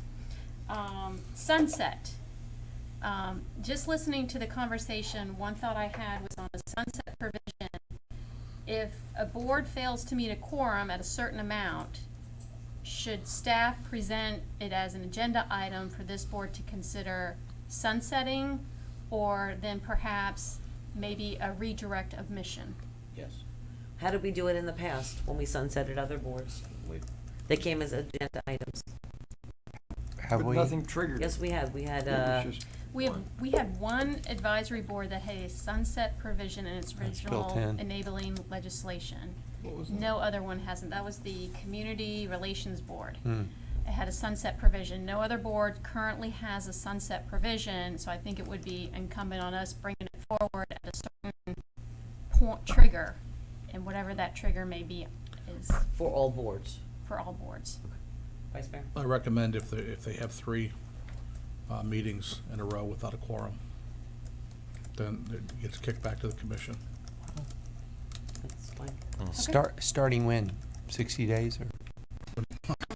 You, 45. you working your staff? Do you want, 30. do you want me to bring a list forward of those that have already done that? Sure. Yes. Okay.